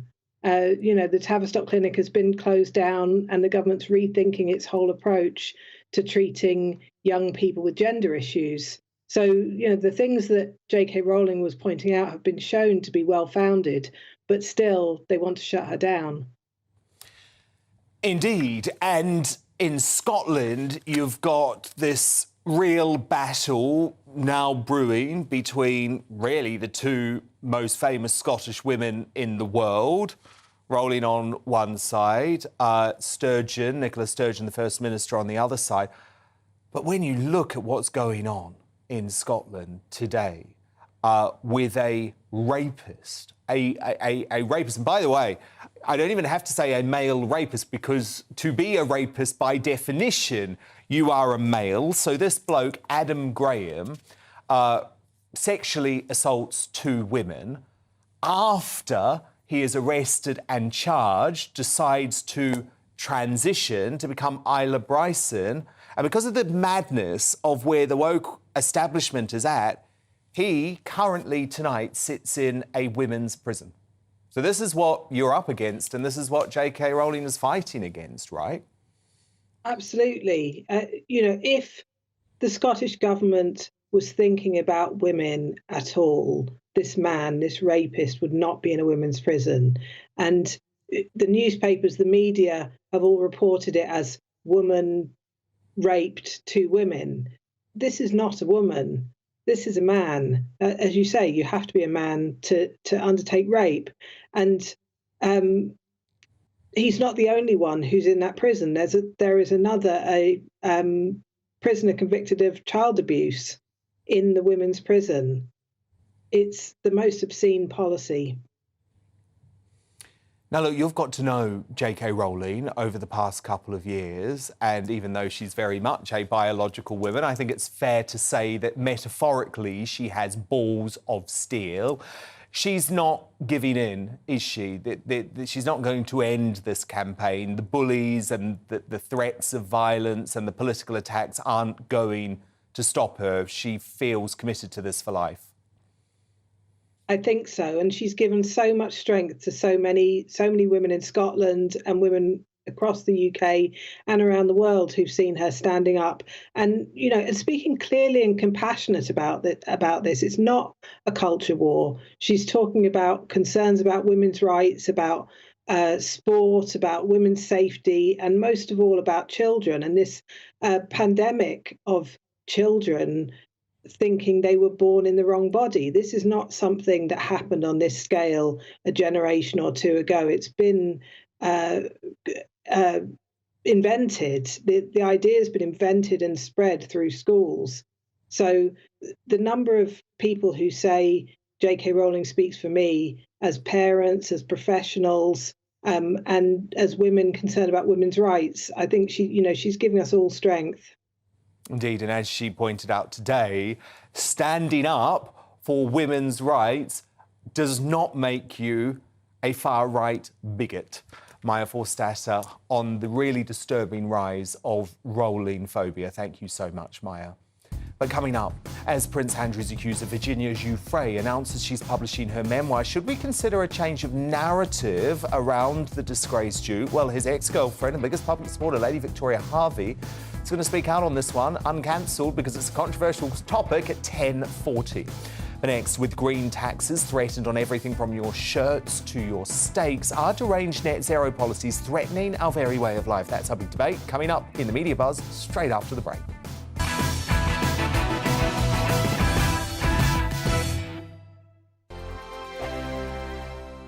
I'm Simon Evans. Join me on GB News for Headliners at 11 p.m. What's the scoop? I'll be joined by 2 of the country's top comedians. That's right. As we take a look at tomorrow's newspapers tonight. We're going to get into trouble. If it's a big story, we'll be covering it. Spill some tea on him. There we go. But we'll also have some fun. I wouldn't stick up a bank. My father didn't love me. So anyway. Headliners every night from 11 on GB News, the People's Channel, Britain's news channel. Monday to Thursday on GB News, it's Bev Turner Today from 10 a.m. We're going to be here for you, our GB News family, to keep you up to date, but also make you smile. The guy went from puberty to adultery. And I can't wait to bring a few of my own opinions. I have no time for cultural totalitarianism. We'll engage in passionate, but always polite debate, with your thoughts and opinions at the centre of it all. Only on GB News, the People's Channel, Britain's news channel. I'm Mark White. As GB News Home and Security Editor, I cover those key issues that are so important to you. Our authorities, our communities doing all they can to combat violent crime. With the public services under unbearable strain, why are we still failing to control our borders? Defence, the first priority of any government, has been continually hollowed out. Can we trust our politicians to protect the armed forces? Join me, Mark White, on GB News. We are GB News, and we'd like to say thank you to each and every one of you for bringing us your conversations, for helping our great nation find its voice. We are here for you on radio, television, and online, across England, Scotland, Wales, and Northern Ireland. It's not the BBC, you actually get your facts right. We are proud to be GB News, the People's Channel, Britain's news channel.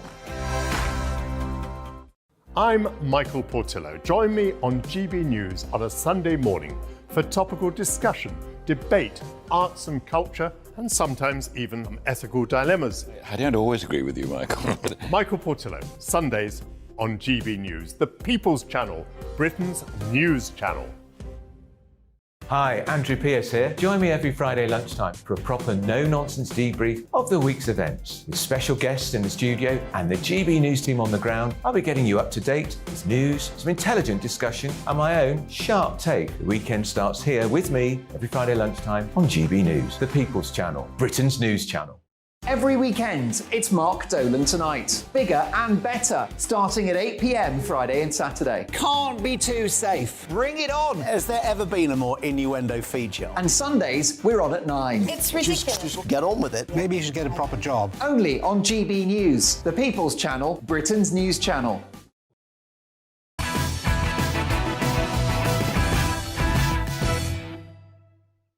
So we're going to return to tomorrow's News Tonight now. And more front pages have been delivered. The Daily Mail marks the West finally united in a bid to defeat Vladimir Putin as the US joins Germany, the UK and other governments in sending tanks to hold back the Russian invasion force. The Daily Express features the tragic story of 87-year-old Barbara Bolton, a British pensioner who died of hypothermia because she was too worried about the cost of heating her small terraced home. Absolutely tragic. We're going to return to the Media Buzz now with my superstar panel. Former editor of the Daily Star, Dawn Neeson, the activist Adam Brooks and the broadcaster Ashley James. Now, do you remember these ghastly propaganda pieces that brainwashed the nation during the pandemic? Have a look at this. It was the handiwork of the government's so-called nudge unit, a bunch of scheming psychologists tasked with manipulating public behaviour to suit our Westminster masters. Now, the Behavioural Insight team is back for another round of psychops, this time in the deranged march towards net zero. They've told Number 10 to slap green taxes on clothes, red meat and tech gadgets if the UK is to go carbon neutral by 2050, a dystopian goal that I've long argued will make us all poorer and colder. They also reckon some 80% of us would suggest linking housing stamp duty to energy efficiency levels of properties, while businesses such as banks, shops and airlines would be branded with eco-certificates telling customers how green they are. Energy-intensive firms and companies who fail to meet green targets would be banned from advertising on TV under the authoritarian idea. How very 1984. I mean, Adam Brooks, throughout the pandemic, we were speaking out, weren't we, against this nudge unit. And it always was clear it wasn't going to end with the pandemic. They were coming for us. And now it's all about net zero to try and freak us out, screw with our minds. It's very sinister, Dan. Again, as someone I've just recently found out, and it all will be revealed soon, that I was monitored by government units and departments during COVID. Really? On my Twitter, it will come out because next you were week. campaigning against. Yeah. So I find this very sinister, and you look at things like that. Why is the road to a greener future always about taking more money off us and making the poorer poorer? Why is it always about taxing everyday people? Dawn, what? No, taxes. because the green movement is a money-making machine. End of. Dawn, you're in green tonight. What do you think of this? Yeah, I'm wearing green for that very reason. Or? Look, the nudge unit during the pandemic, I completely agree with you. I thought that was wrong to deliberately terrorise people, and we're paying the cost of that now. What they're doing now about net zero, though, trying to convince us that the world is ending. No, I don't think that's the case. I think what they are trying to do here is they are trying to... I mean, look, the whole net zero thing by 2050, it's unrealistic. It's probably not going to happen. I think we need to accept that. But I think some of the things they are trying to do with this actually does make sense. Like, for example, the fashion industry, fast fashion now, where you buy something and you throw it away. I think that does need, maybe if we stop making fashion so cheap and so disposable, it would help. And if you can do a little thing like that to help, I'm not terrorised by that. I don't think they're trying to dictate how I live my life. But that's the poor people who suffer, isn't it? Well, yeah, but it's look, it's... No, not necessarily. It's not because going to stop the rich people. But also, if you those people in factories who are not being paid fair wages. And, you know, in China, the worst pollutants in the world that are not going to be changing. There was lots of stories that came out of factories. Yeah, I know, but I mean, sort of like, you know, if my answer, Will should be a bus. Are you behind this sort of Look, I'm not... behavioural insights team trying to nudge us. I'm quite ignorant about the environment. I know that we could all do better. What I don't like about this is, I echo what you say, that I do think it's unrealistic to achieve net zero by 2050. I actually don't think they have the infrastructure to even make that possible. My dad has an electric car. I live in a quite big town. There's only one charging point. He can't use it. No. So, yeah, I think it's unrealistic, but also I think it's about timing, and we are in a cost of living crisis. I mean, you know, we've just seen a headline about a woman dying of hypothermia. This should not be happening in our country, and now they're talking about adding taxes onto food, dairy, red meat. I think people will not get behind it when they are already struggling. But again, I think there are some positive things. Because what the government has never done with net zero, John, because let's be honest, they slipped this policy through. They never actually went out to the public and said, net zero is going to mean significant changes to your way of life. It wasn't. It's going to make you poorer. Yeah. It's going to make it harder for you to go on holiday. It's going to mean you don't have the freedom and the flexibility of owning your own car. I mean, look at the madness we're going to talk about later in the show with Lammy telling tradies now, oh, you've got to take your ladders onto the tube. No, because this is nuts, Dawn. It's an attack on the working classes. No, I agree. And if they had have said all that stuff, then no one would actually sort of like, you know, even go near it, would they? But, I mean, I think, as I said, I think there are some things, and going back to the fashion industry and the clothing industry, it will help the poor because you keep something. You don't have to keep buying stuff. You keep something. That's not damaging to anybody. But if you agree with that policy, though...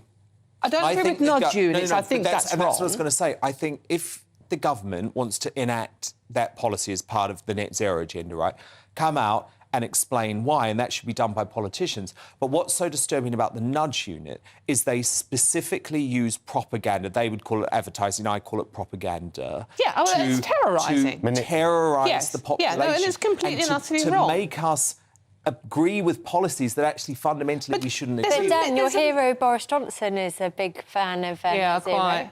Absolutely, and I was that's because he's been told to do that by the critical of Boris Johnson throughout the entire pandemic because I thought he was absolutely wrong to sign up to the lockdowns and to sign up to the nudge units. But I will give him credit for realising far sooner than any other politician in the Western world, taking aside some strong governors, for example, like Ron DeSantis in the US, that actually we've got to come out of lockdown. So I think Boris got quite a lot wrong during the pandemic. Let's remember but he came out that the UK is less than 1% pollutant, in the whole world. We're responsible for less than 1% of carbon. Whatever we do here, it will make zero difference to the planet. But Adam, we've got to be punished because, of course, we were behind the Industrial Revolution in the 1800s, silly man, you know, it's all our fault.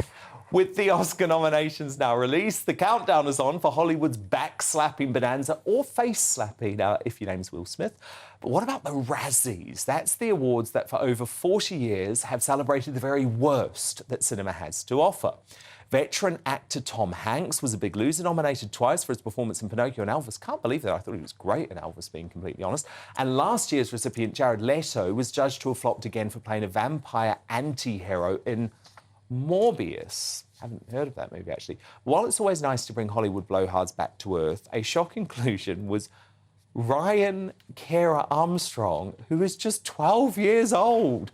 So here she is doing her best in Firestarter, the horror film based on Stephen King's novel and co-starring Zac Efron. Watch. I can help you. Liar, liar, pants on fire. I don't want to hurt anyone, but it feels kind of good.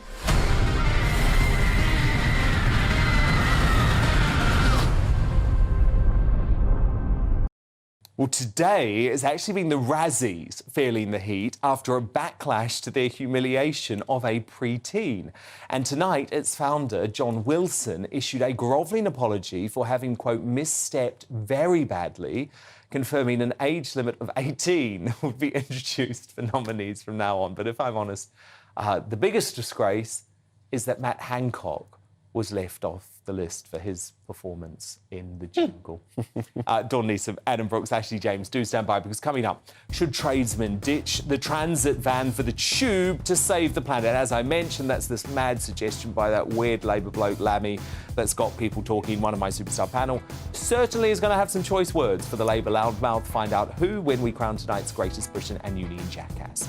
But first, as Virginia Giuffre decides to publish a memoir amid growing support for Prince Andrew, is it time to consider a change of narrative around the disgraced Duke? His biggest public supporter, Lady Victoria Harvey, delivers her impassioned defence. She's alive in just 2 minutes' time.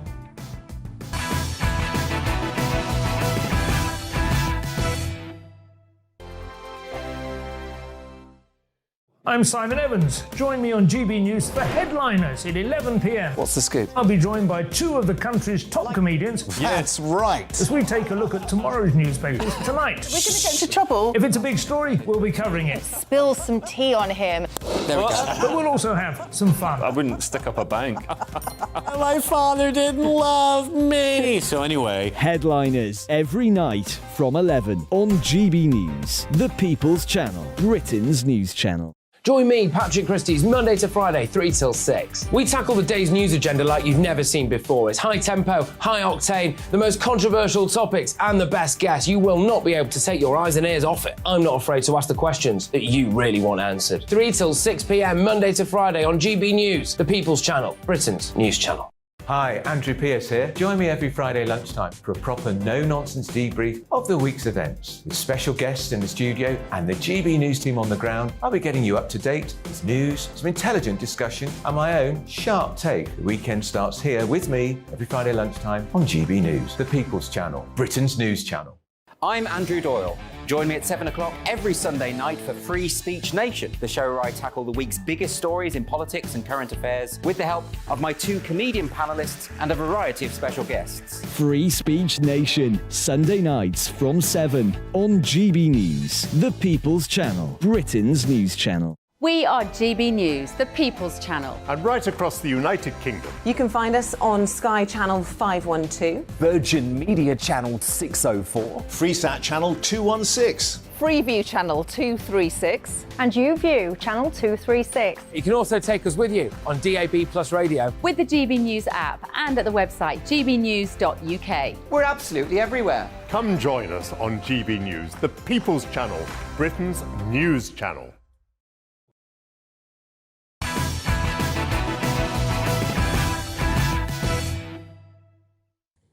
It's time now for Uncancelled. And this is where Britain's top commentators speak out on controversial issues without the fear of the cancel culture sweeping the rest of the media. Prince Andrew, sex accuser Virginia Giuffre, has reportedly signed a deal to publish her bombshell memoirs just when the Duke thought he could make a sensational public return. It's thought Giuffre wasn't bound by a long-term non-disclosure agreement when she settled out of court with Andrew last year, leaving the door open for yet another embarrassing royal family tell-all. But it comes hot on the heels of her separate case against Jeffrey Epstein lawyer Alan Dershowitz collapsing in November after she admitted she may have, quote, made a mistake in accusing him, leaving huge question marks over her credibility. So Andrew is now enjoying increased public support in Britain in the wake of that development, not least from Star columnist and former Daily Telegraph editor Charles Moore, who yesterday said he felt the Prince might be innocent. So Lady Victoria Harvey is Prince Andrew's biggest supporter here in the UK. And I know you feel, Lady V, like the tide is turning, don't you? Yes. Because you have been saying for some time I have now been talking about that Giuffre this has no credibility. for the past almost a year now. You have, and you've done it here. You know, I know that even you said a year ago when we first spoke, you said there's a lot of holes in her story. And you did agree with that. But now, yeah, the tide is turning. Because you feel, because of the Dershowitz case, and obviously you've been in touch with Dershowitz throughout this, and because she had to effectively admit that she lied about him, it gives Andrew an opportunity to challenge the deal. Sure, I mean, obviously... Is that what you're well, saying? I mean, that is just one of the many things, you know, but I mean, so many things have come to light in the past year, and a lot of evidence of the things that she said are not true, and a lot of things that will help him. And obviously Dershowitz's, you know, his apology, it just shows that her memories are not quite correct.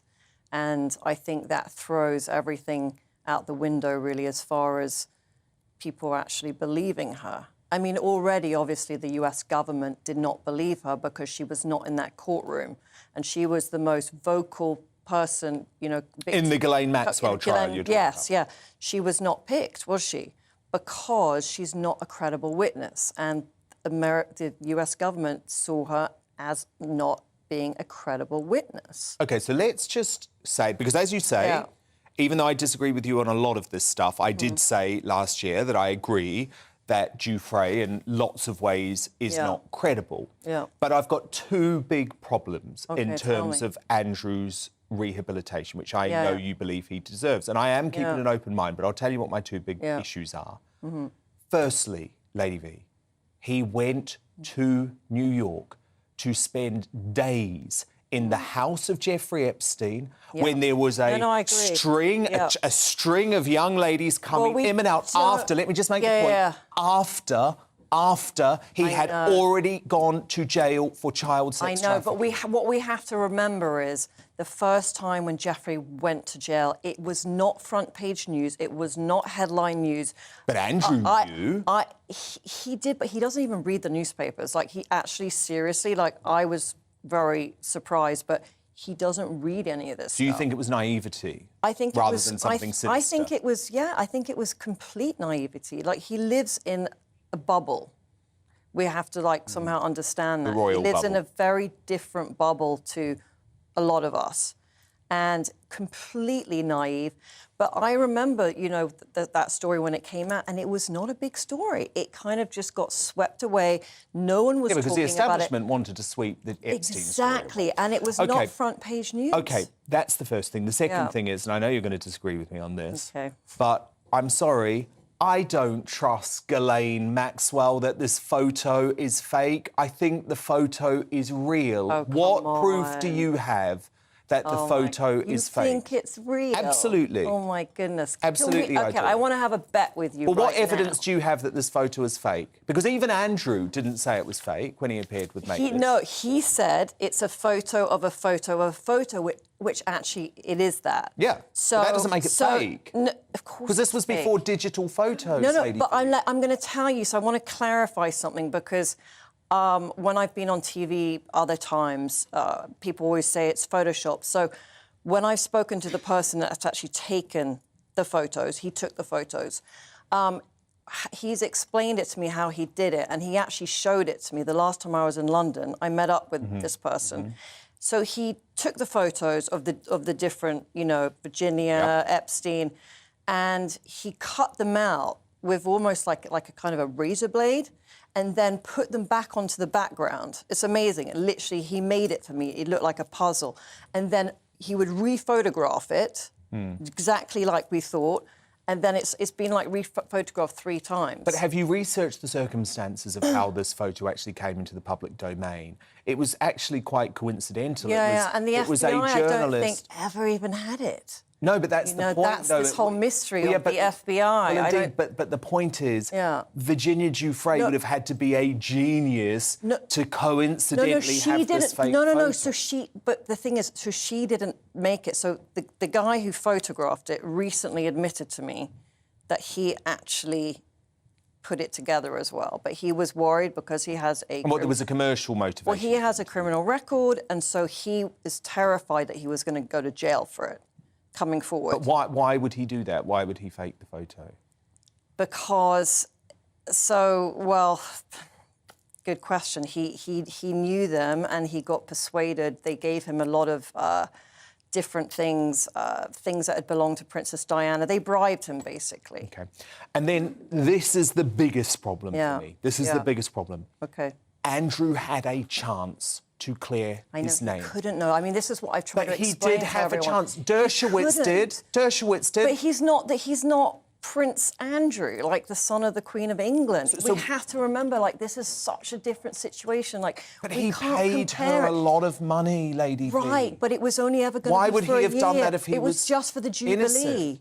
But he did not want to do that. It was Buckingham Palace forced him. He had no choice. Okay, so just to get my head around this, because as I say, I am open-minded. So the thing is, he always wanted to fight it. You say the Queen, we now know, and we knew at the time, but we couldn't say publicly, the Queen had a terminal illness. She was dying of cancer. He came under massive pressure. Do not ruin your mother's final days on Earth. So you're going to have to settle this case. That's what you're claiming. He was given no choice. That is what I know. He got zero choice, and he just really wanted to fight it because he knew he's innocent. So what now? What now? Because you will say, hand on heart, won't you, that Andrew is innocent? Look, would I be sitting here if I didn't believe this story from the very beginning? I'm not going to go around telling people this stuff because it just doesn't look very good for me, does it? Do you know what I mean? I have to be very sure this whole time before I'm doing these interviews that I know that everything I'm saying is correct. So, and I know everything is correct. So you know that Andrew never had inappropriate relationships with any woman under 18? Yeah, no, I don't know. Definitely not. And no sexual relationships with Virginia Giuffre? No, he's never met her. And I really believe that he has never met her. How confident is he feeling? Because he must have been delighted to open the Daily Telegraph. I know you say he doesn't read the newspapers, but to have Charles Moore, front page of the Daily Telegraph, saying he thinks Andrew is innocent, I mean, that's a bit of a game-changing moment for him, right? Yeah, well, people are realising that he didn't want to settle. He was forced to. He had no choice. Like, that's why it was so hard for him, you know, this past year. He's just been, like, sitting there waiting. So how's he going to clear his name now? Is it going to be a PR battle or is it going to be a legal battle? Because there's already reports in The Independent that I've just been handed saying that he could actually bankrupt himself. She's trying to do a new book as well. Yeah. So we all know that first memoir that she did, I mean, I could literally debunk all of that.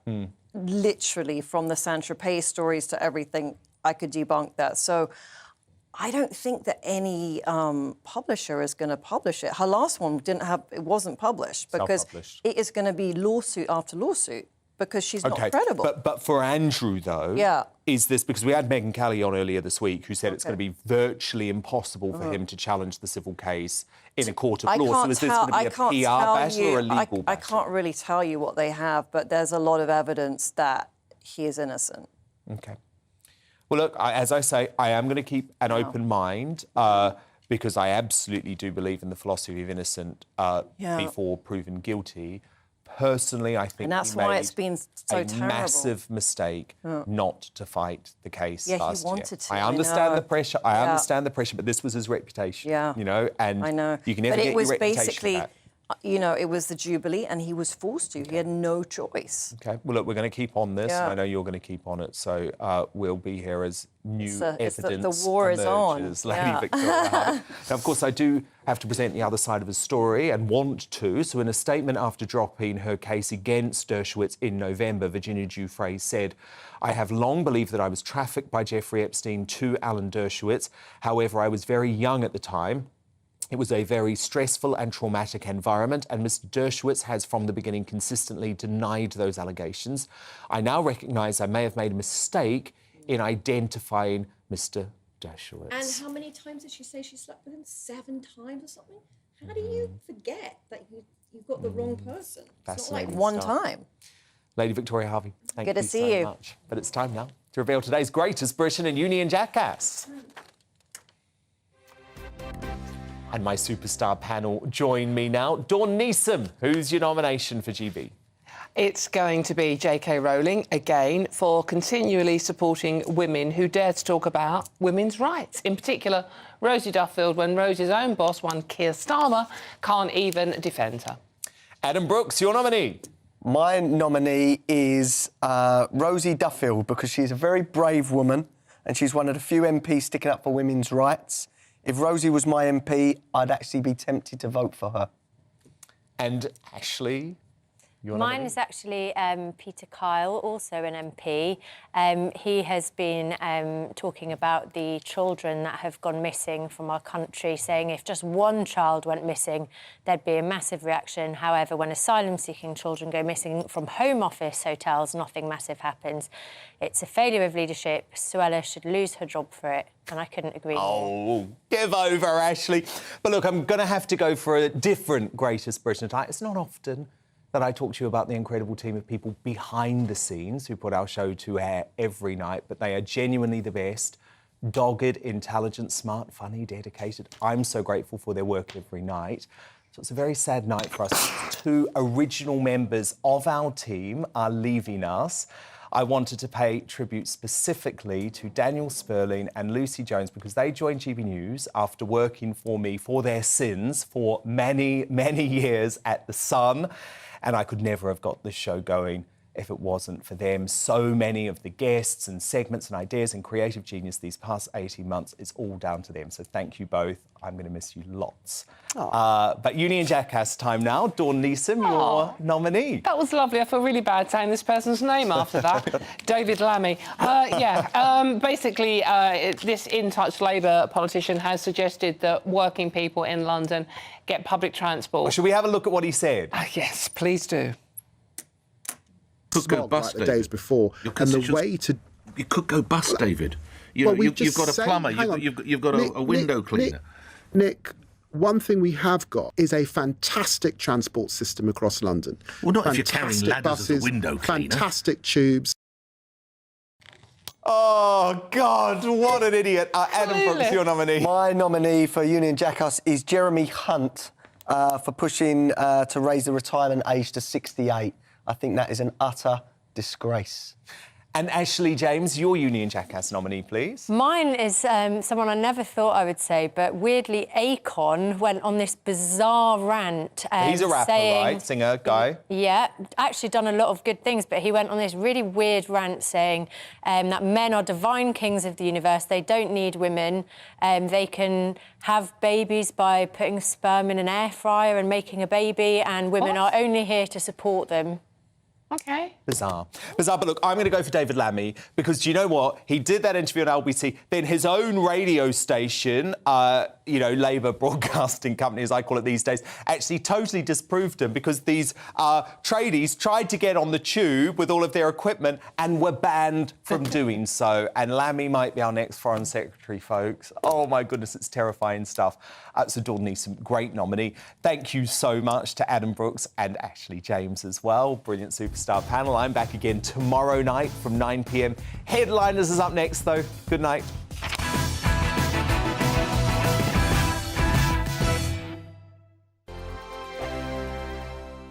He's the king of breakfast TV, and he's back. Eamon Holmes, back on the TV Surprised with me this morning. Even remember my name. I know, it's been 4 months. You have holy water by your bed? Oh, yes. Already to bless. Oh, Eamon. Oh. Why do you not believe anything I say? Eamon Holmes back on GB News Breakfast at 6 a.m.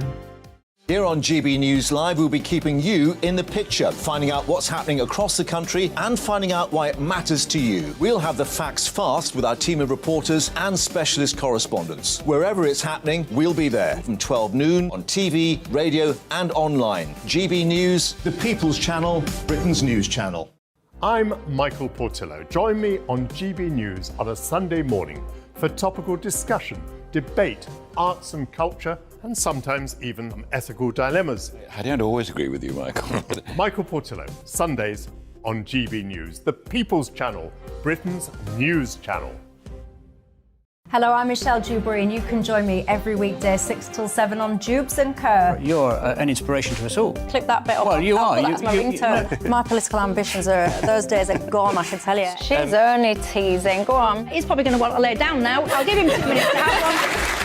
Let's respectfully disagree. That's what we like on Jubes and Kerr. Come and join us. GB News, the People's Channel. Michelle Dewberry, weekday evenings at 6 o'clock. This year on GB News, we've got brand new members in the family. Join us. Across the entire United Kingdom, we cover the issues that matter to you. GB News will always stay honest, balanced and fair. We want to hear whatever is on your mind. And we don't talk down to you. The establishment had their chance. Now we're here to represent you. Britain's watching. Come join us on GB News, the People's Channel. Britain's